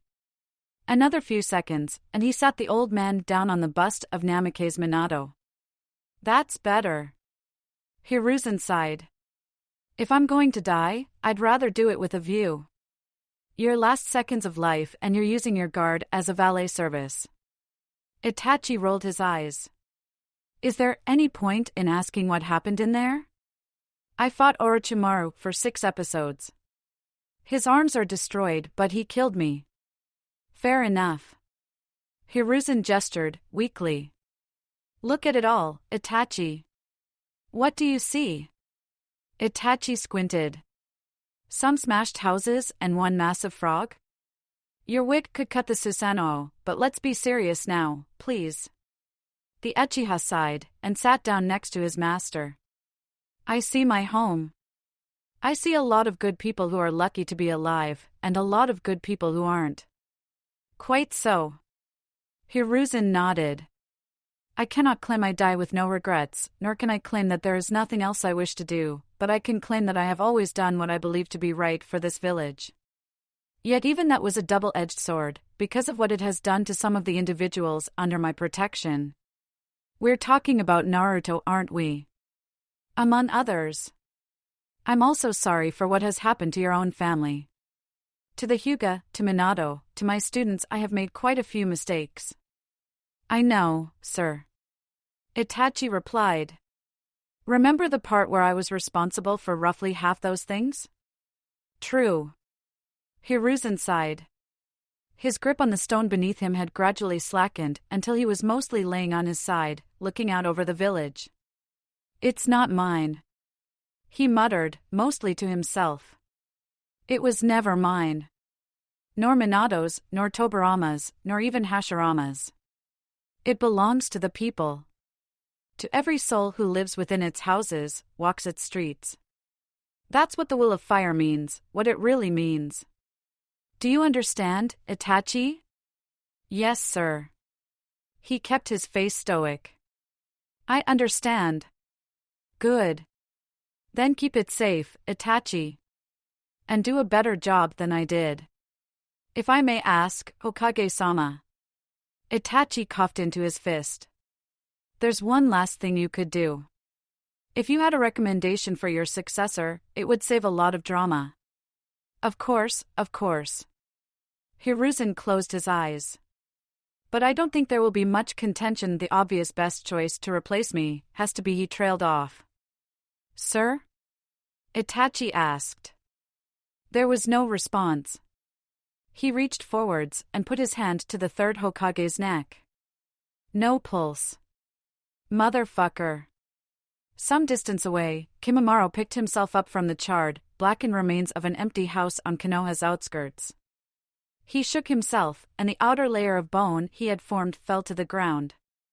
Then he began walking off into the woods. 1 hour later, the battle was over. The Sound Ninja were all dead or missing, and the Sand Ninja were all dead or had surrendered when they had learned their Kage was an imposter. For that reason the village was mostly quiet, and even from within Tianai, Temari could hear the wing beats and cry of some large bird outside. She looked up. Oh, that was my ride. The ice boy, Haku, spoke, standing up and heading for the door. I'll go check they're okay. Prisoners, please remain prisoners. Sai catch you later? The murderous, treacherous lying bastard smiled and inclined his head as Haku left. As prison cells went, it wasn't the worst Temari had stayed in. Her position as the Kazekage's child lent her some legitimacy, so when Sai and Haku had brought her and her brother in, battered and bruised, they hadn't been subjected to nearly as much abuse as she had expected. None at all, even. She looked across at Kankuro, sat in the corner of the room. He didn't raise his head. The door opened a few minutes later and she jumped to her feet, shooting a glare at Sai when he put his hand threateningly on his sword. Her brother walked in. Gaara. She started forwards, hesitated, and then froze as Gaara moved towards her and hugged her. It happened so suddenly and was over so quickly she barely had time to register it had happened. What? Hello, sister. He stepped back and inclined his head. Are you all right? Temari looked up over Gaara's shoulder. Team 7 was stood in the doorway behind him, Naruto sending a cheerful wave. I'm fine. She told her brother. Nothing too serious. Kankuro, though she gestured. The eldest Sand sibling finally looked up, though looked may have been a misnomer. A white medical bandage was tied around his face, covering his eyes. Even since they had reapplied them 10 minutes ago, more blood had seeped into the fabric. What is this? Gaara asked, calmly. Nothing much, bro, sighed Kankuro. He pointed at Sai. This sneaky motherfucker blinded me. I see. Gaara turned to the guilty party. He doesn't, though. Sai mentioned with a smile. Cracks appeared in the gourd. Gaara. Naruto warned. I am a prisoner of war, and wouldn't violate that protection with an unprovoked attack. Gaara assured him, not looking away from Sai. That said, should we end up free Kankuro, would you like me to avenge you, or if would you rather do it yourself? Oh, definitely involve me when the time comes. Informed Kankuro, smiling darkly. Excellent. Would you like a hug, brother? Not right now, no. Very well. There's a lot of carefully contained aggression in this room right now, Sasuke stated, from the door. And I'ma be honest, I'm starting to get uncomfortable. Sai stretched his arms and began to leave. Well, I trust you three and the rest of TNI to keep them contained. Congratulations on apprehending them, Team 7. You're not just an ordinary genin, are you?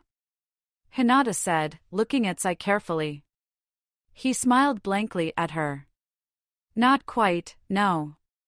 A word to the uninitiated, they may try to manipulate you. Ignore anything they say.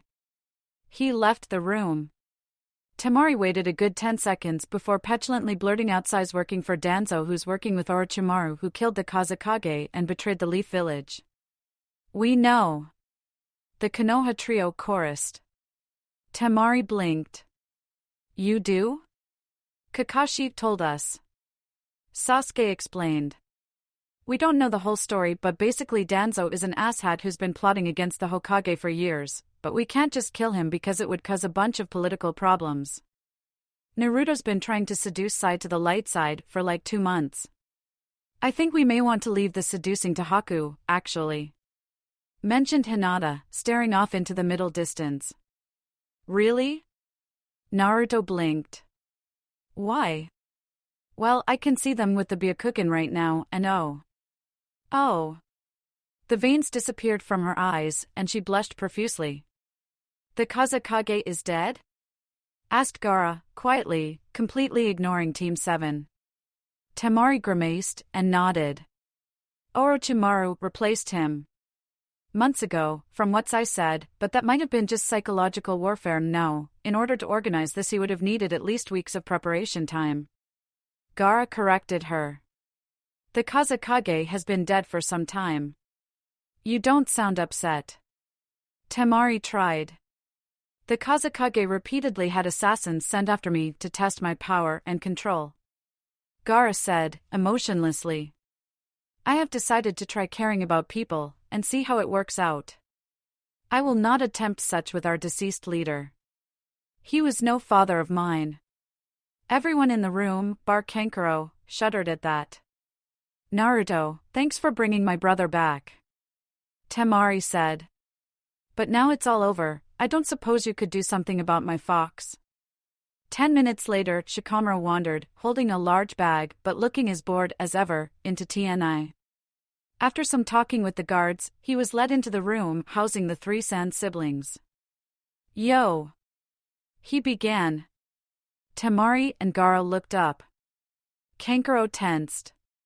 There was a squeak, and out of the bag jumped a small red fox that scampered over and jumped into Temari's lap. Yuzu! She squealed 2 octaves higher than a self-respecting shinobi should have, and scooped it up into her arms.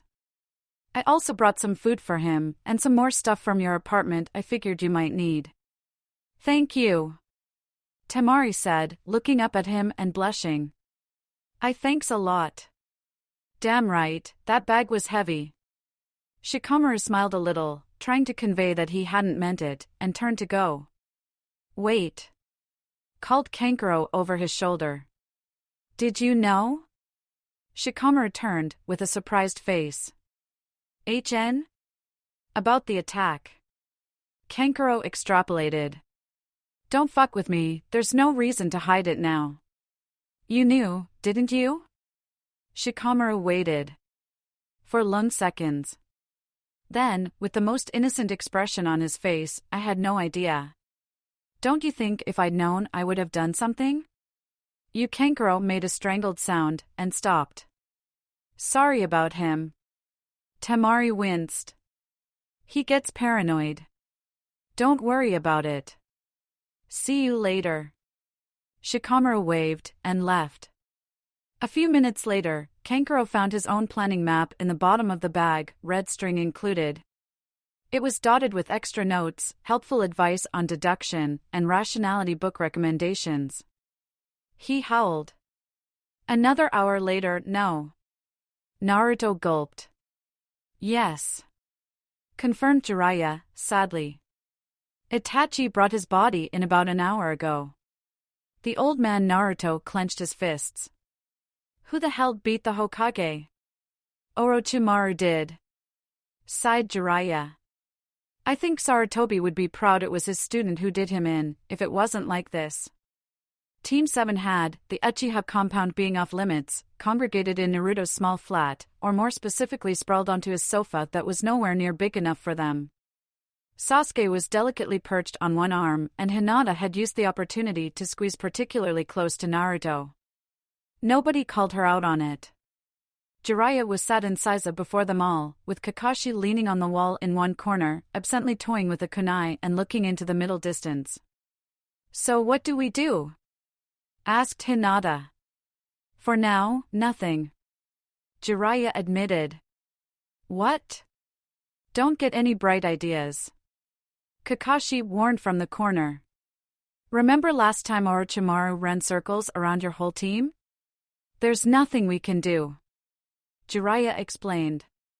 Itachi's over with the council right now while they desperately try to figure out what to do next. Both us and Suna are down at Kage, dozens of ninja and civilians are dead, and nobody has a clue what to do about the Chunin exams. The last thing on our minds right now is going after a missing nin we've spent a decade failing to track down. Fair enough. Speaking of the Chunin exams. Sasuke looked up. What's happening about that?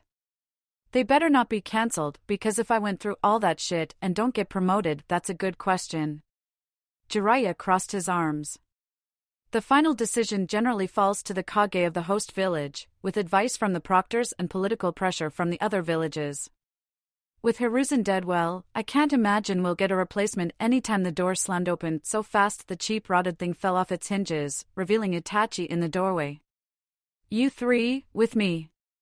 He pointed at them. Hinata, Sasuke, game face on. You will not believe what's going on in there.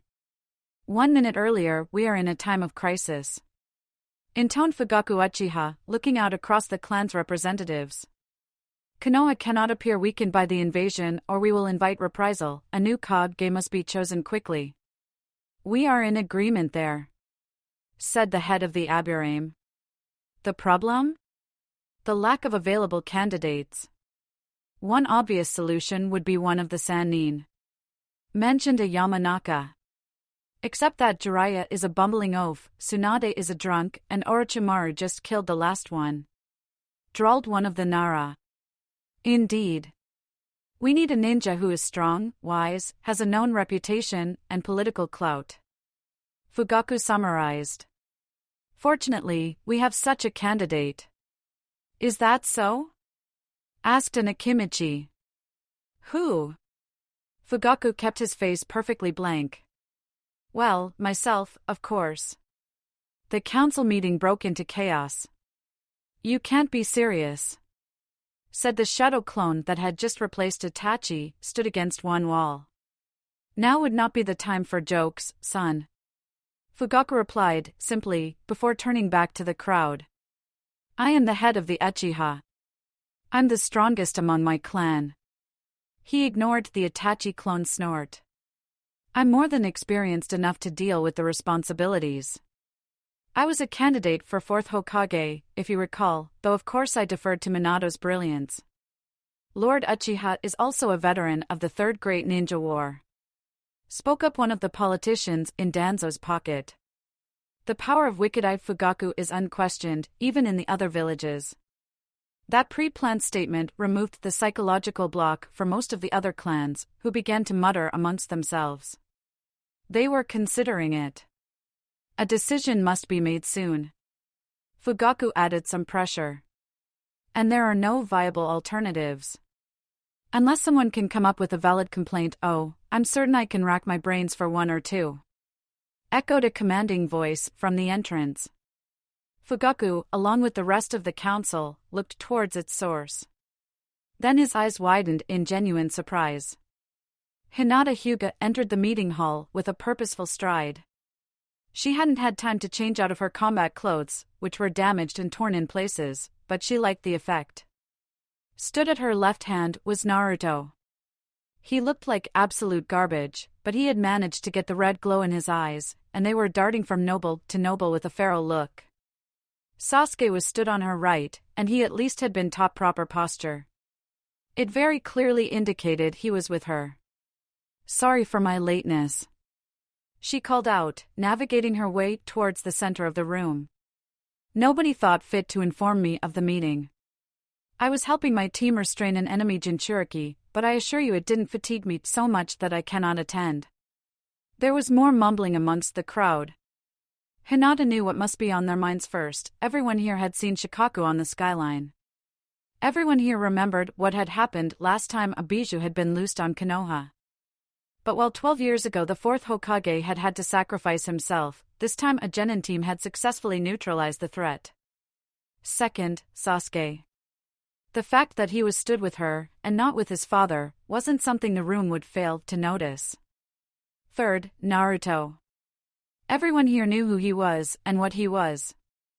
There were rumors about his exploits already. Hinata had heard, among other things, that he had developed the Mangekyo Sharingan and laser beam release due to being the reincarnation of at least the Sage of Six Paths son Ashura and the first Hokage, unlocked a separate ancient Uzumaki bloodline limit even though the Uzumaki weren't supposed to have one of those. Gotten into a rock-off with Itachi Uchiha, 1, then used it as a ritual to form a summoning contract with Son Goku, not the Bijou, the comic book character, and then gone to fight the demonic ice dragon terrorizing the land of Wave. He had then kissed the dragon, making it transform into the hidden Miss Ice Princess, or Prince, the rumors here diverged, which he had promptly seduced and smuggled back into Konoha. The fact that Hinata knew 2 or 3 of those things were at least partially true terrified her, and even the great ninja clans would be aware of Naruto's growing reputation. And here he was, having agreed to forego the collar, but still, looking very much under her control. I do not believe the council has need of your team's services at this time, Miss Hinata. Fugaku told her, sternly. That's Lady Hyuuga to you. Hinata tooted. As I'm certain most of the assembled realize, I'm here representing my clan. It would be remiss to hold discussions on the new Hokage without me. She wrinkled her nose. And unwise, I see, given the decisions being considered. Fugaku stared her down. We have already decided you have decided. Hinata cut across him, putting a finger in the air. Are you getting in practice, pretending to factor in the opinions of others? You apparently plan to do so a lot. I'm afraid I have no idea what you mean. He replied, probably attempting to lure her into a trap of some sort. I don't believe you, but if you insist. She turned away from him so her posture faced the wider crowd, who were currently shocked to silence by her sheer audacity. The Uchiha clan are the largest in Konoha. She told them. And unless my inheritance is gaining more interest than I've been told, they're also the richest and most influential. Now, suppose the leader of said clan were to become Hokage? She turned back to Fugaku, giving him a flat stare. He would effectively control the entire village. That is an exaggeration. Tell me, how many clans do you need on your side to win a majority vote? She interrupted again. 1 or 2? 2 smaller clans, 1 big one. Sasuke reminded her. Yes, thank you. And how many of those meets could the Hokage influence, or even overrule? Konoha's Hokage has a lot of internal power relative to the other villages, as so far ours have all been blessed with qualities such as basic morale principle. We have forgotten what would happen were we ruled by someone with nothing vaguely resembling it. I don't like your tone, girl. Fugaku almost snarled. She smiled brightly at him. Once again, Lady Hyuuga. Watch your manners, Lord Uchiha. And I notice you have failed to deny any of my accusations. Because your points are moot. Fugaku ground out. Strong leadership is what's needed, and it's needed now. In the absence of other viable candidates on the contrary, Lord, do not interrupt me again, Lady Hyuuga. My apologies. She inclined her head. But you just made at least 2 incorrect statements. Primary among which is that we do not need to make a decision now. We don't even need to make a decision by next week. If we don't have a Hokage in a time like this, the other villages will think we're weak. Declared an Akimichi. No, they will think we're stupid. Hinata explained. Pause and think. If we announce our new Kage within days of this massacre, we will seem hasty and foolish. We should probably have a Hokage should another village declare war on us, but other than that the only real concern is how much paperwork will build up. There was tittering among the crowd, and sensing her moment, Hinata raised her voice. I counsel patience. Take time to mourn our old Hokage, assess the other candidates, and make a decision that won't ruin the entire village. I am in agreement with the Lady Hyuuga. Said the Nara rep. Hinata noted with some amusement it was Shikamaru's father. Reckless action will lead to even more trouble. There was mumbled agreement from the collected. Fugaku glared across at Hinata. Naruto bristled at her side, but she held up a hand in front of him, and he stepped back. Another act, probably, but one that she should not have enjoyed so much. Very well, said Fugaku. We should all return to our duties. But this discussion will continue at a later time. Of course. Hinata agreed. Hopefully with clearer heads. With that, she turned her back and walked away. They made it halfway out of the building before Sasuke leaned over her shoulder. So are we staying at your place or Naruto's? Because I get a feeling I might not be welcome home tonight. The one thing you can't replace. Tell the story. Which one? The one with the party in the middle of the Chunin exams. Oh yeah, that one. Oh, you guys will love this. An adult Naruto made a beckoning motion, and the 10 or so other ninja gathered closer. All right, so. He coughed dramatically. Gotta give you all some context for this. First, there was this clan elder who worked for our village. His name was Fugaku Uchiha, and his son Sasuke Uchiha went to our ninja academy. And Lord Uchiha was an asshole. And one weekend he and his wife decided to leave town. Which you should never do. If you are an asshole. So after the Chunin exam preliminaries, Sasuke Uchiha decided to throw a party at his dad's house, and everyone around the village heard about it, and we all got up individually and thought, okay, let's go over there and destroy the place. I walked into this party, everyone I had ever met was there, and everyone was drinking like it was the end of the world. People were drinking like it was the Third Shinobi War, and a medic nin was coming to saw our legs off. It was totally unsupervised. We were like Bijou without Jinchuriki, we were running wild. I walked down to the basement, they had a pool table in the basement. Choji took a running start and threw his body onto the pool table and broke it in half. Kiba found out which room was Fugaku's and went upstairs and took a shit on his summoning scrolls. So the party was going great.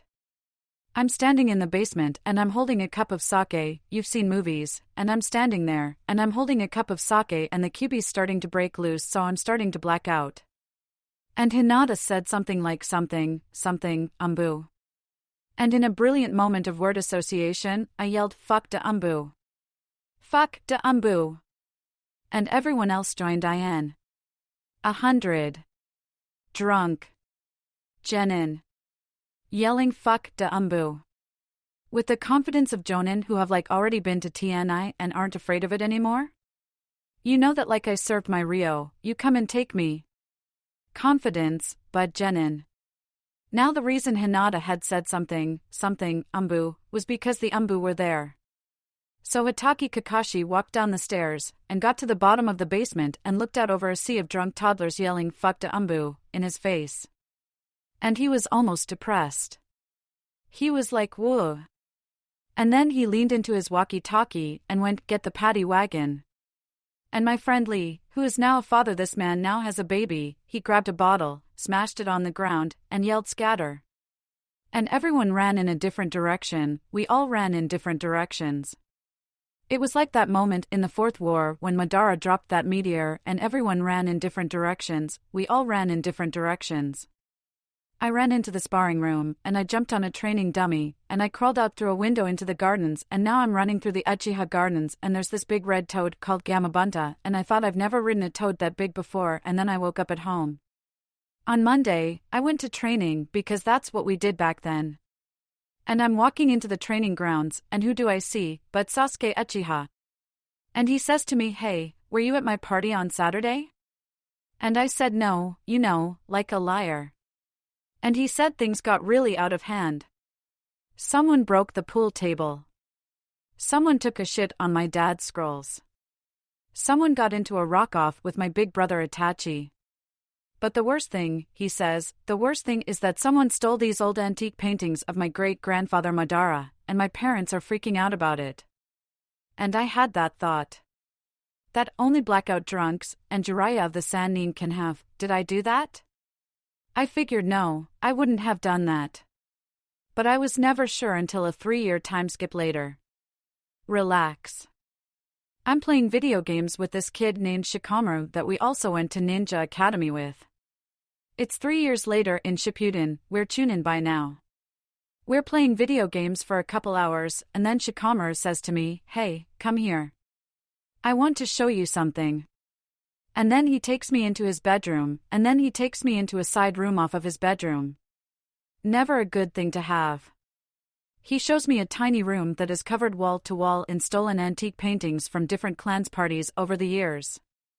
And I said, why? In a whisper, still whispering, why do you do this? And Shikamaru looked me in the eye, smirked, and said, because it's the one thing you can't replace. So that's why I don't drink anymore. And that's the end of that story, but that's crazy, right? Thank you for your views, likes, subscriptions, and overall support of my ongoing efforts to bring great content to all of you. Check out my Patreon for more mature fanfiction. The link is in the description and like everywhere on my channel.